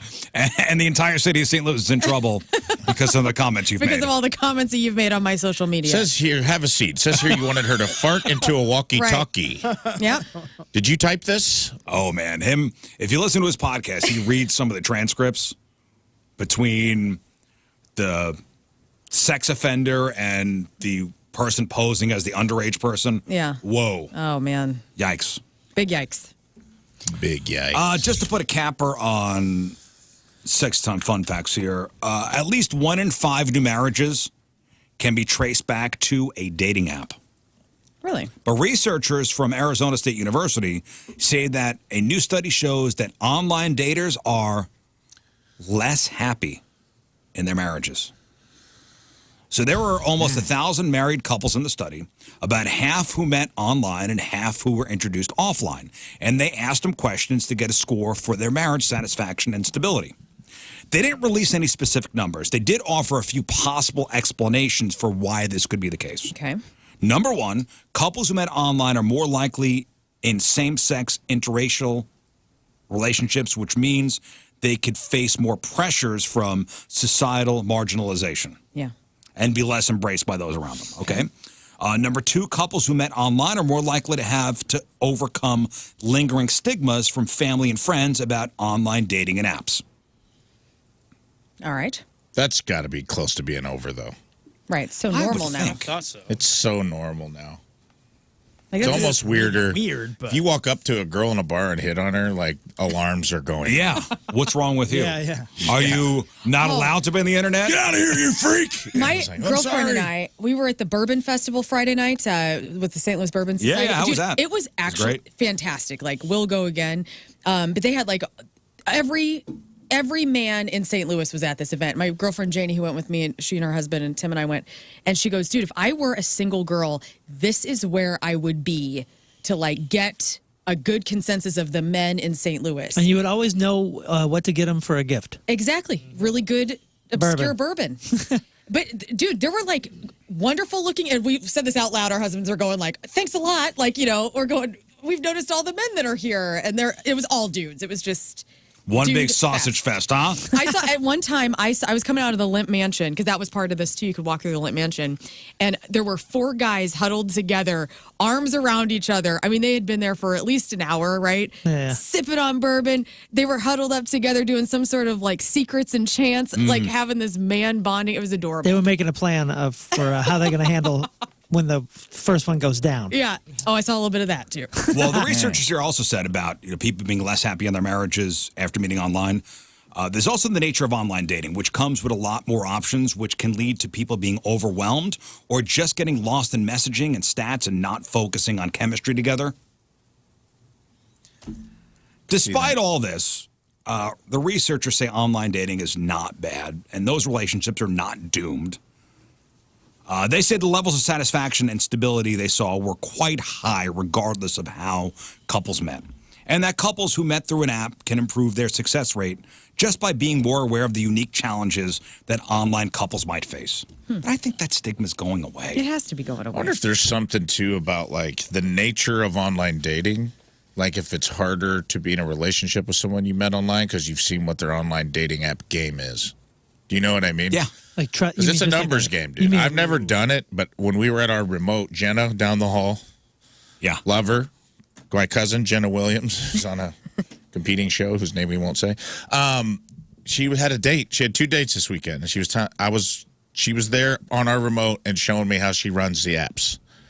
And it was wild. Was it dude. Tinder? Hinge. She was on Hinge. She had 2 different dates. She had a Hinge date that night on is Friday. Women have the power there. Don't look at That's me. I don't know Bumble. how That's any of Bumble. this works. Then what is Hinge? Hinge, I I thought. want to destroy. She says this isn't true anymore. It started as you had to have a mutual acquaintance, hence the name Hinge. So you had to have either a mutual Facebook friend. It was basically a way for like, hey, we at least run in. There's some sort of societal touchstone. Okay. That we both either have a friend in this group or that group. Now she said it's just basically like a more detailed dossier on the person. Like it's a more detailed Tinder. And that the common, that kind of fell to the wayside. You don't have to have a common friend anymore. Is that a swipe right, swipe left thing? They're all pretty much that. But she was just, she was showing me some of the messages, and there's some guys out there who's thirsty. Your game's weak, boys. Real thirsty. Like, for example? Just, I don't know, some guy was like quoting Big Lebowski, you know what I mean? Like in his messages. And he looked like the dude. Chicks don't dig that? I know, I was going to say, I'm kind of like, I'm I not quote the Big Lebowski once a week on this I'm show. not saying that it's not fun or cool. I am saying maybe don't open with it. I see. Maybe don't open with Market Zero. Oh, that was it? Market Zero? No way. The guy just looked like the Big Lebowski, and then he's like, excellent movie. You like bathrobes? But it was, man. But dude, on the same token or by the same token, not sure what, there's a big argument on what the idiom is for that. I don't want to get into, but she was like, I go, you got a date tonight? I go, what's this guy's deal? She's like, I don't know. He's cute. And I go, what's his last name? She goes, I don't know. I go, did you Google him? No. Oh, I go, God. where's the date? She goes, my house. Oh, Jenna. I go, hey, maybe no. You're maybe like, I'm don't. going to come chaperone this I experience. go, you put me on dude. FaceTime and tell him I'm your uncle and that I'm going to be watching the movie with you guys. Because Market she's like, 8, dude. she's like, well, my roommate is going to, yeah, exactly. You do not know Jesus. She's like, oh, my roommates will be there. We're all going to watch a movie together. And I was like, oh, so it's a group date? Interesting. At your house? Like, this would not be my first That date. Because is then you're called- stuck. By the way, a group date at a house is called a party. Right. Yeah. That's Yeah. a party. It's a house party. I don't know if four people No, watching 4 people. The Notebook is a party, but yeah. It's a gathering. That's a gathering. You don't go to somebody's board house night. first. Yeah, you do coffee first. Go. Of course, you gotta do be in a the public coffee. place. Coffee, get in Or and out there. Gotta do a something. beverage. Daylight. Daylight. Something with a Yes. clear out. Yes. And Or in like, the public. or just where you're not. Where do you go if it's going bad? You're home. Right. You're already How about home. you show up to this house and you, oh, am I the first to arrive? I'm going to talk to her after the show today. This And is now he knows where you live. He knows Yeah. he knows your home address. I'm not saying this guy's a creep. He Oh, may so have this been is- an awesome guy. Oh, so she invited him over to her house? Yeah. Oh, okay. I thought it was the other way. Like, No, she brought him to okay, her okay, home. my mistake. I don't Still like bad. either of I don't those like either of I those. don't either. I thought it was very. I go, what's going on out here in the dating world? Like, you can't do. I go, at least ask him his last name. Dude, I if go, if I meet somebody on an app, okay, and I'm assuming this is how I would behave. If I met somebody on an app and arranged a first date, during that first date, I wouldn't even tell you where I lived. No. yeah. I wouldn't even tell you Exactly. where I lived, much less invite you. Right. Listen, when all else fails and you're by yourself. Yes. Who needs dating when you have this? That's right. You know who you can count on? Who? This product right here. The Rock Nest Monster The Lake Rock Creature Nest- I Silicone don't even Dildo. believe in it. I don't even believe in this. I knew you were going to like this one. I pulled it just for you, just in time for Halloween. Moon Oh, doesn't messy. even know if this sex toy exists. I or just not. want to change one line here. A lake monster to get you going. Prove Okay. it or stop talking about it. Okay. There's one line that's very filthy We're a in there. classy show. So Well, So the lake monster My will boss get needs you to going. read my work more often. this morning. $49.95 on sale from $69.95. Nice. Wow. 69. Brand new product just in time for Halloween. Do that again. 69. Hell yeah, brother. Relax there, Southern Illinois. A lake monster to get you going. That's not what it actually says. Key features. Fantasy dildo. This creature dong's dildo is an iridescent magical green dragon with a long neck. Along the neck are ribbed scales. Yeah, The head right. is shaped like a dragon. For the murky waters comes a new creature. Dong's dildo. The unique and mystical design of the magical dog is of an elegant sea dragon. The iridescent green rock nest monster comes complete with the face of a dragon at the head and a scaly spiked neck. Rawr! The dildo has a slight curve that adds a little extra stem on the spots you like while riding. And the textures of spikes and ribs massage in a new and unknown way. The premium silicone body is smooth with some squish to it that helps fit it in every curve. Completely body safe. It's phthalate-free. Phthalate-free. Thupcan Johnson just made an appearance. Phthalate-free. And best used with water-based lubricants. The strong suction cup base also doubles as a harness-compatible base for pegging or couples play. Oh. Wow. All right. Well, you got Moon's attention. Okay. I told you were going to come around on this.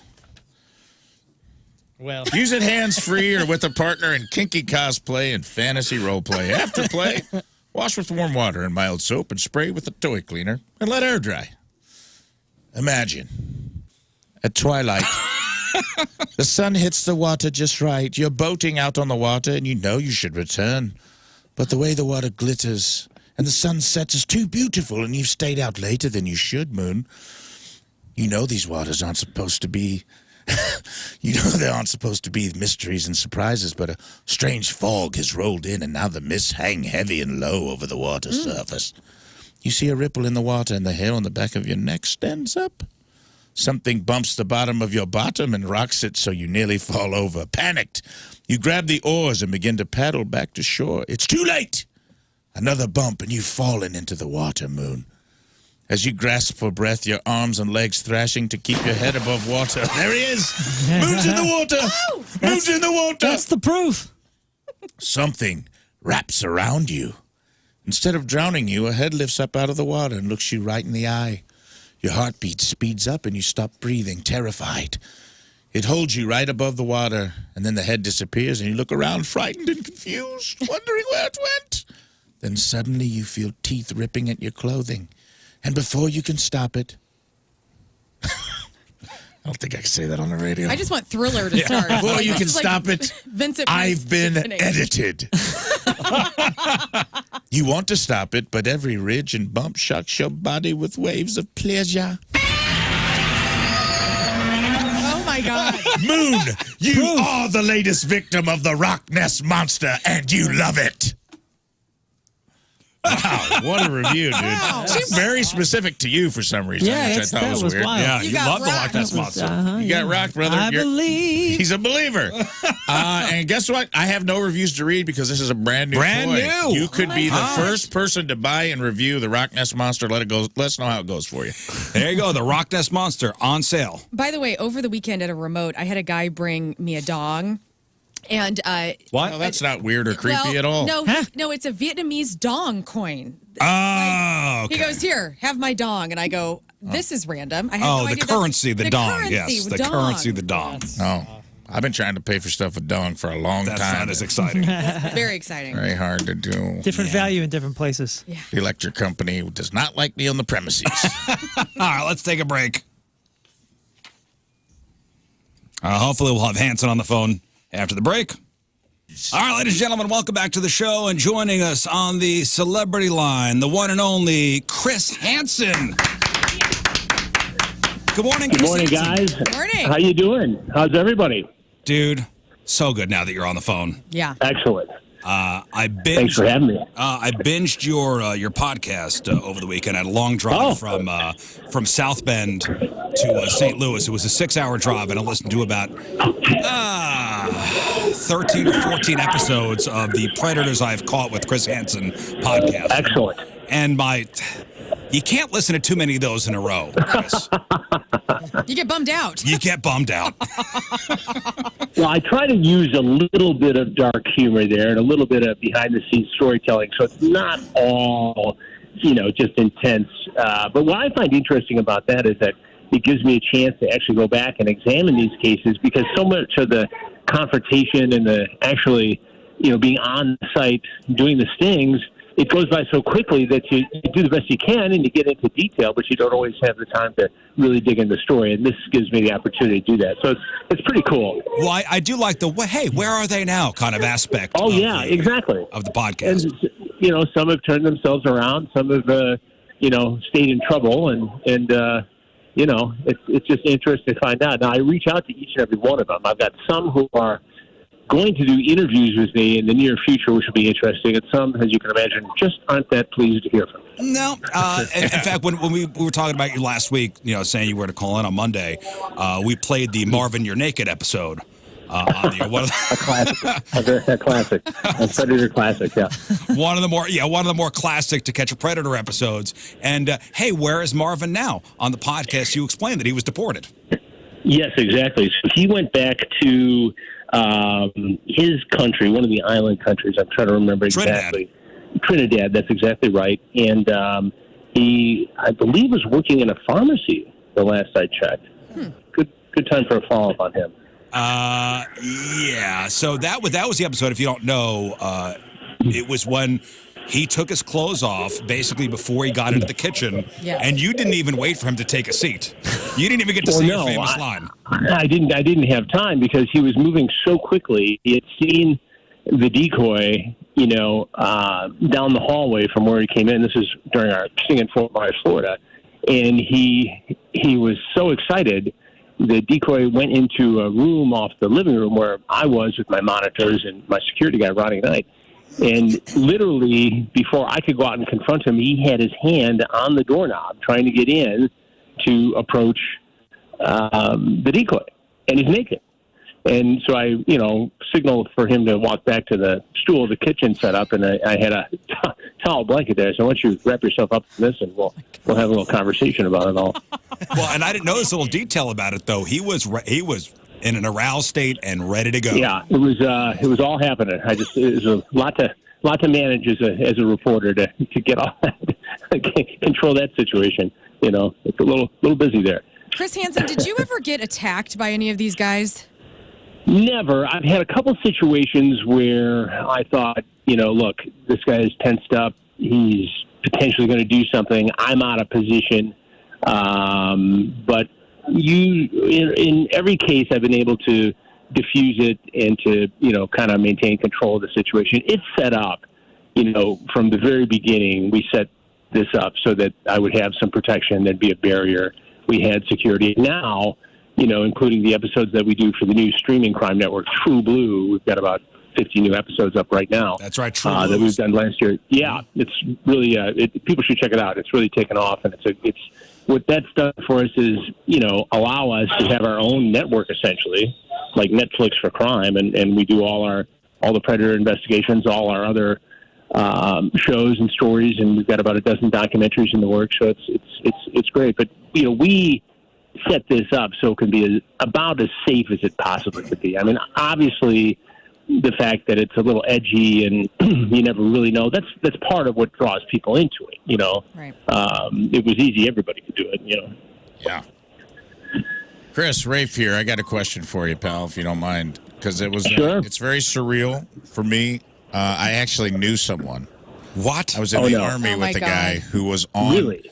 You know how weird it is to be watching Dateline with your spouse and be watching a Chris Hansen episode and be like, "Hey, I know that guy." My she didn't God. believe me. She didn't believe me because I swear I was in the military with this guy. It was during one of the Fort Benning ones that you did, or near Fort Benning. Oh, down in Georgia, yeah. And the guy came on, and I was like, I was upset. I don't know why, but I was upset because no one would believe me that I knew. I know this guy. Was this the guy that got down on his knees in the POW position? Do you remember? There were a couple military guys in Georgia. No, it was not that guy. That was crazy. That was sad. Yeah, it was sad. Because here's a guy who fought for our country, not excusing anything he was about to do to a child, but absolutely not. It tears at your emotions from every angle when you get somebody like that. It's like, God, you just hate that somebody like who did something good would then turn around and do something so evil. Right. It's really, really troubling. Well, Chris, you talk about it in the podcast. There was a story of a guy that was in jail, and they watched To Catch a Predator in jail. Oh, yeah. And the guy was there, and nobody knew why he was in jail. Not good for him, probably.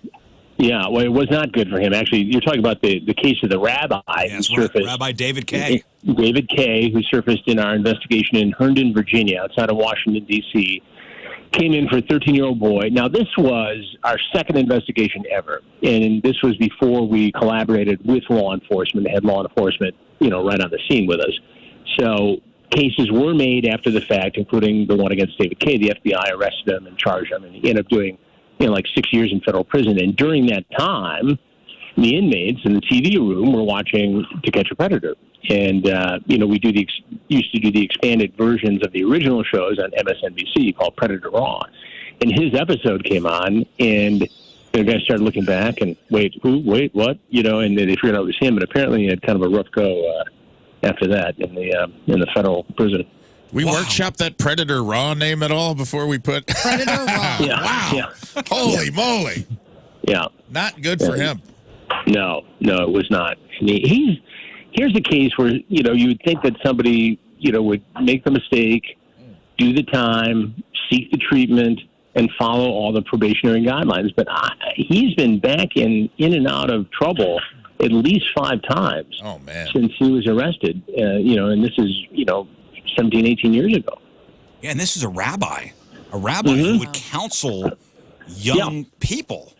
Well, and he was not a pulpit rabbi, but he did run an organization in Washington, D.C. at the time that brought, Jewish kids from around the country into D.C. to learn about, politics and pro-Jewish causes and pro-Israeli causes. And it was a great program. And, there was no evidence, thank God, that he had acted inappropriately with anybody in the program. Yeah.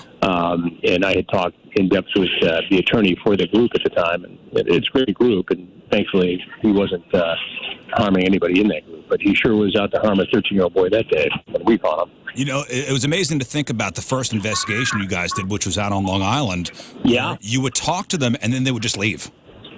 Well, that it became very clear very early on that in order to be socially responsible, and also just from a pure television production standpoint, it was unfulfilling to see these guys walk away, out in the sunset, and we needed to change it up. And so in the third investigation, we collaborated with the Riverside County Sheriff's Department in California and have done so ever since.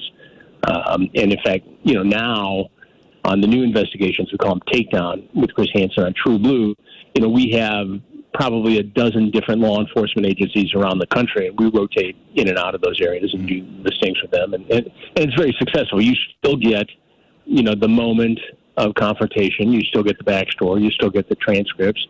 And most shocking to me is that these guys continue to show up. And now you will see, as we did 2 weeks ago in Polk County, Florida, Sheriff Grady Judd's department down there, these guys will talk in the transcripts about having to be so careful because, Grady Judd, the sheriff down there, is very proactive in this area.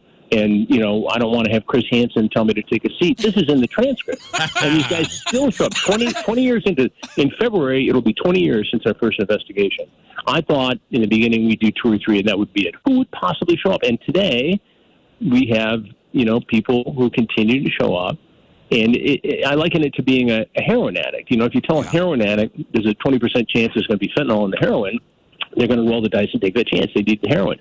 If you tell one of these guys, one of these predators, there's a 20% chance it's going to be Sheriff Chris Swanson in Michigan or Sheriff Grady Judd in Florida or Chris Hansen running this thing, they're going to take that chance in a lot of cases, and you see them show up. And it's almost now to the point where almost routinely they actually sit and talk to me. Like, okay, this is the part of the show where I have to talk to Chris. Yeah. I'm sure you heard last week there was another kind of vigilante group that does what you do, and there was somebody killed. Yeah, that was in Pontiac, Michigan, and I actually interviewed the sheriff there, Mike Bouchard, last week for a story on True Blue. And there was some discussion as to whether or not it was a fight or a beef or whether he was actually confronting somebody who engaged in predatory behavior, but it highlights the danger when somebody goes off as a vigilante and tries to do this without the proper protocols and in place, because it's easy to go out and jump out of the bushes and startle somebody and create 10 or 15 seconds of dramatic television that'll get a bunch of views on, YouTube or another social media platform. The way we do it, these guys face criminal charges. They're exposed, absolutely. It's compelling television, absolutely. But justice is served. Yeah. And in too many cases, you see somebody get hurt, somebody get shot, somebody get injured, or somebody gets exposed, and that person who gets exposed does not face criminal charges. Yeah. Nobody in law enforcement really likes this, and they get mad at me when I say this, the vigilante guys. But it's really dangerous to do, and if you're not going to have criminal charges, then what good have you done? And look, there's a huge role for citizen journalists to play in our new digital world. There's crowdsourcing for the solution of crimes and podcasts that have found people innocent who were locked up for 20 years. That's all important stuff. But there is a danger when it comes to this sort of thing that people can get hurt or killed, which might have been the case here if not done properly. Now, think about this, Chris. When you started this 20 years ago, you were catching guys that were just in chat rooms.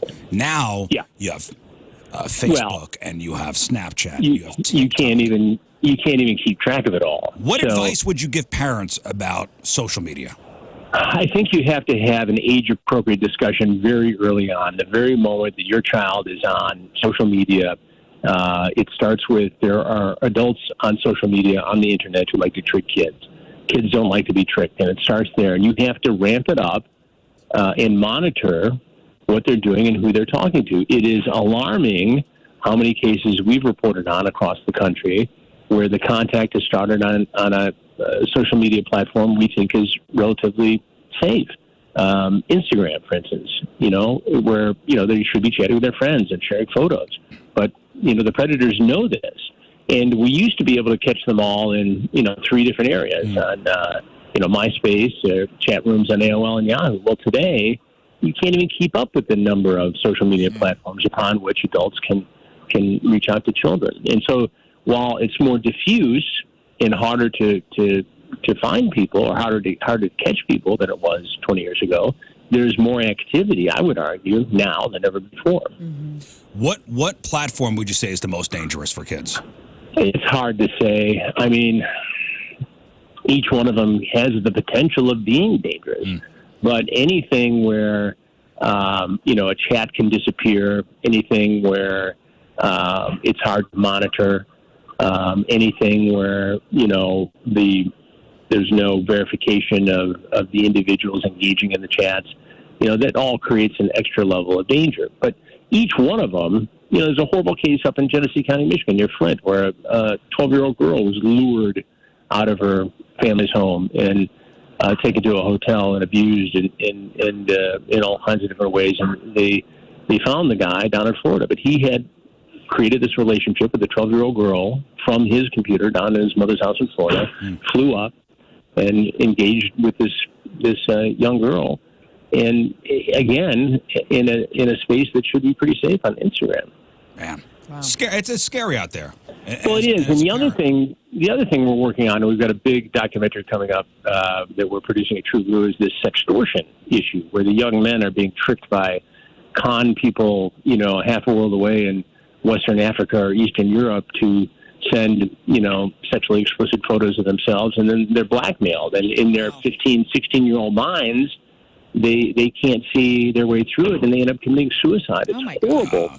And so we've got cases like this all over the country, and we highlight one in northern Michigan, up in Marquette County, where they actually were able to team up with the FBI, the sheriff's department up there, Greg Seibert, and make an arrest in Nigeria and have these guys extradited to Michigan to face charges, which is a first, to my knowledge, in any of these cases. But it's again, these kids can't see their way out of it sometimes in these sextortion cases because they think their world's coming apart. They're so tightly wound up in their social media identity that they can't see an out to it. And at the end of the day, nobody cares.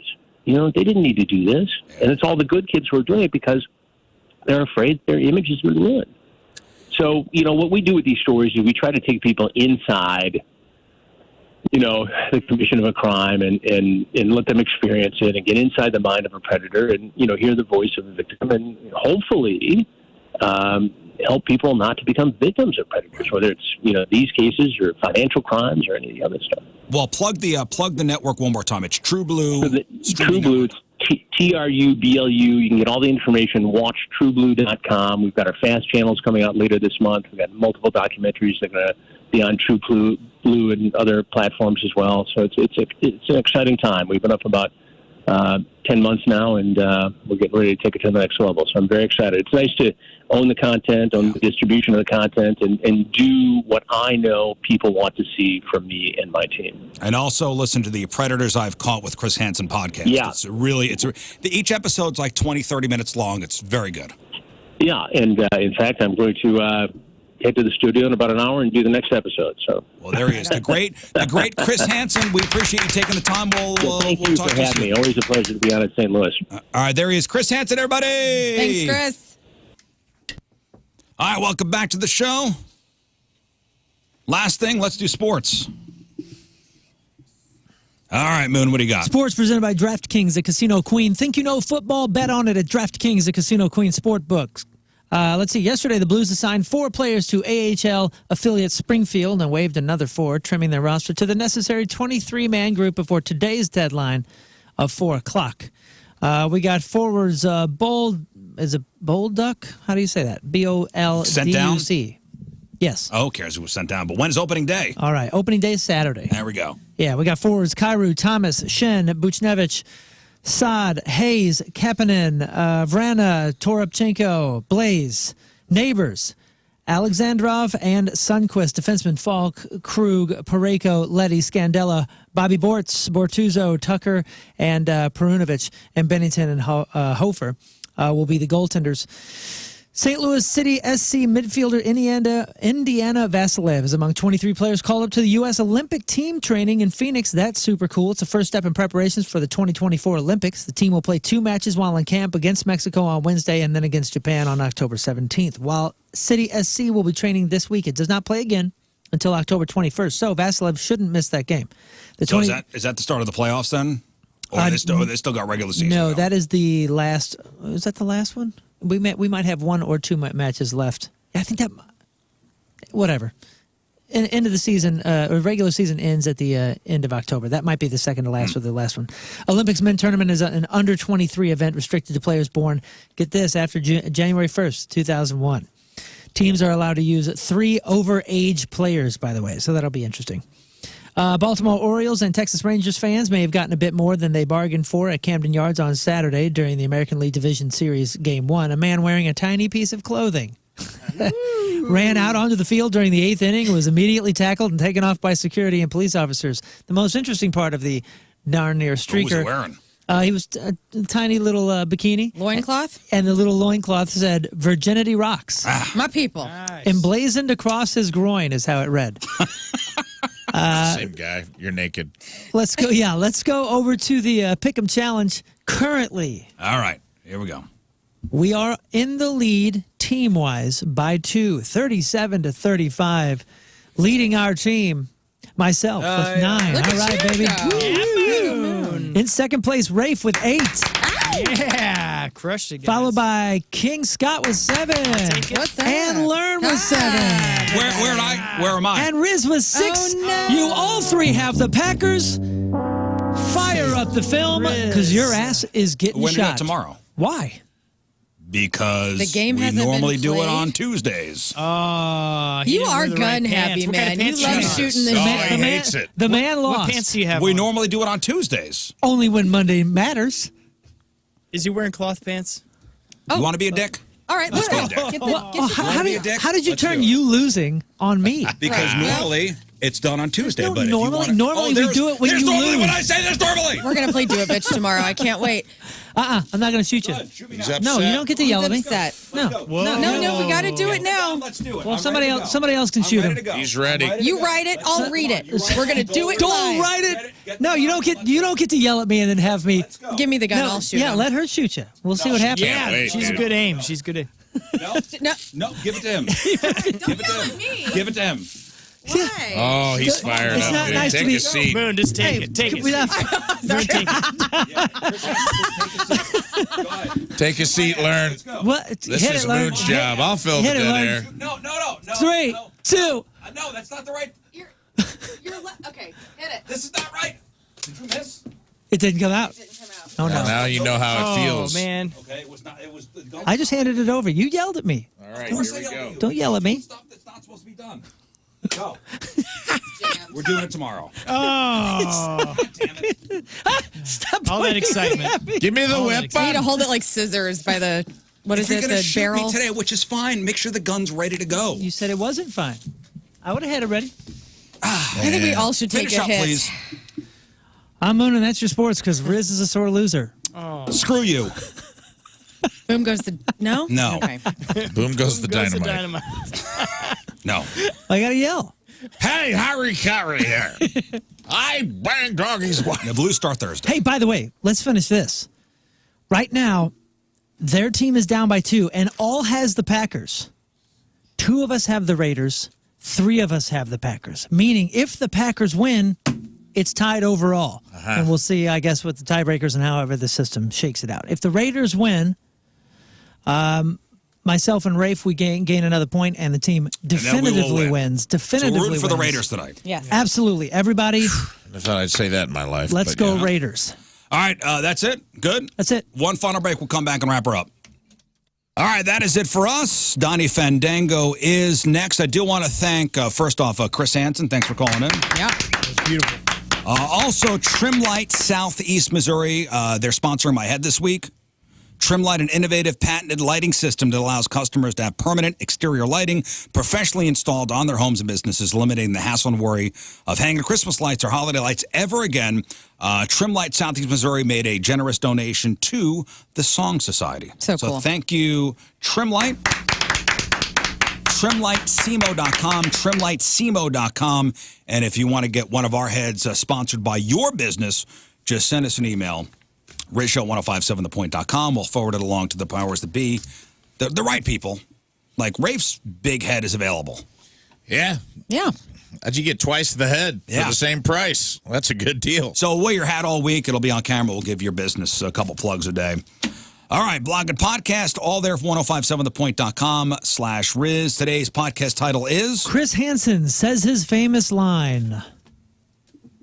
That's it. That's the title. That's the title? Cool. That's the title. All right. Anything else, ladies and gentlemen? No. That's it. That's it. That's it. That's it. All right, we leave you with a selection from our Team Rizz Member of the Day, which is brought to you by Hot Shot Sports Bar and Grill, proud sponsor Team Rizz. HotShotsNet.com/Team Rizz from LaFell, Missouri. Jeremy Hale is our Team Rizz Member of the Day, and Jeremy wants to hear this.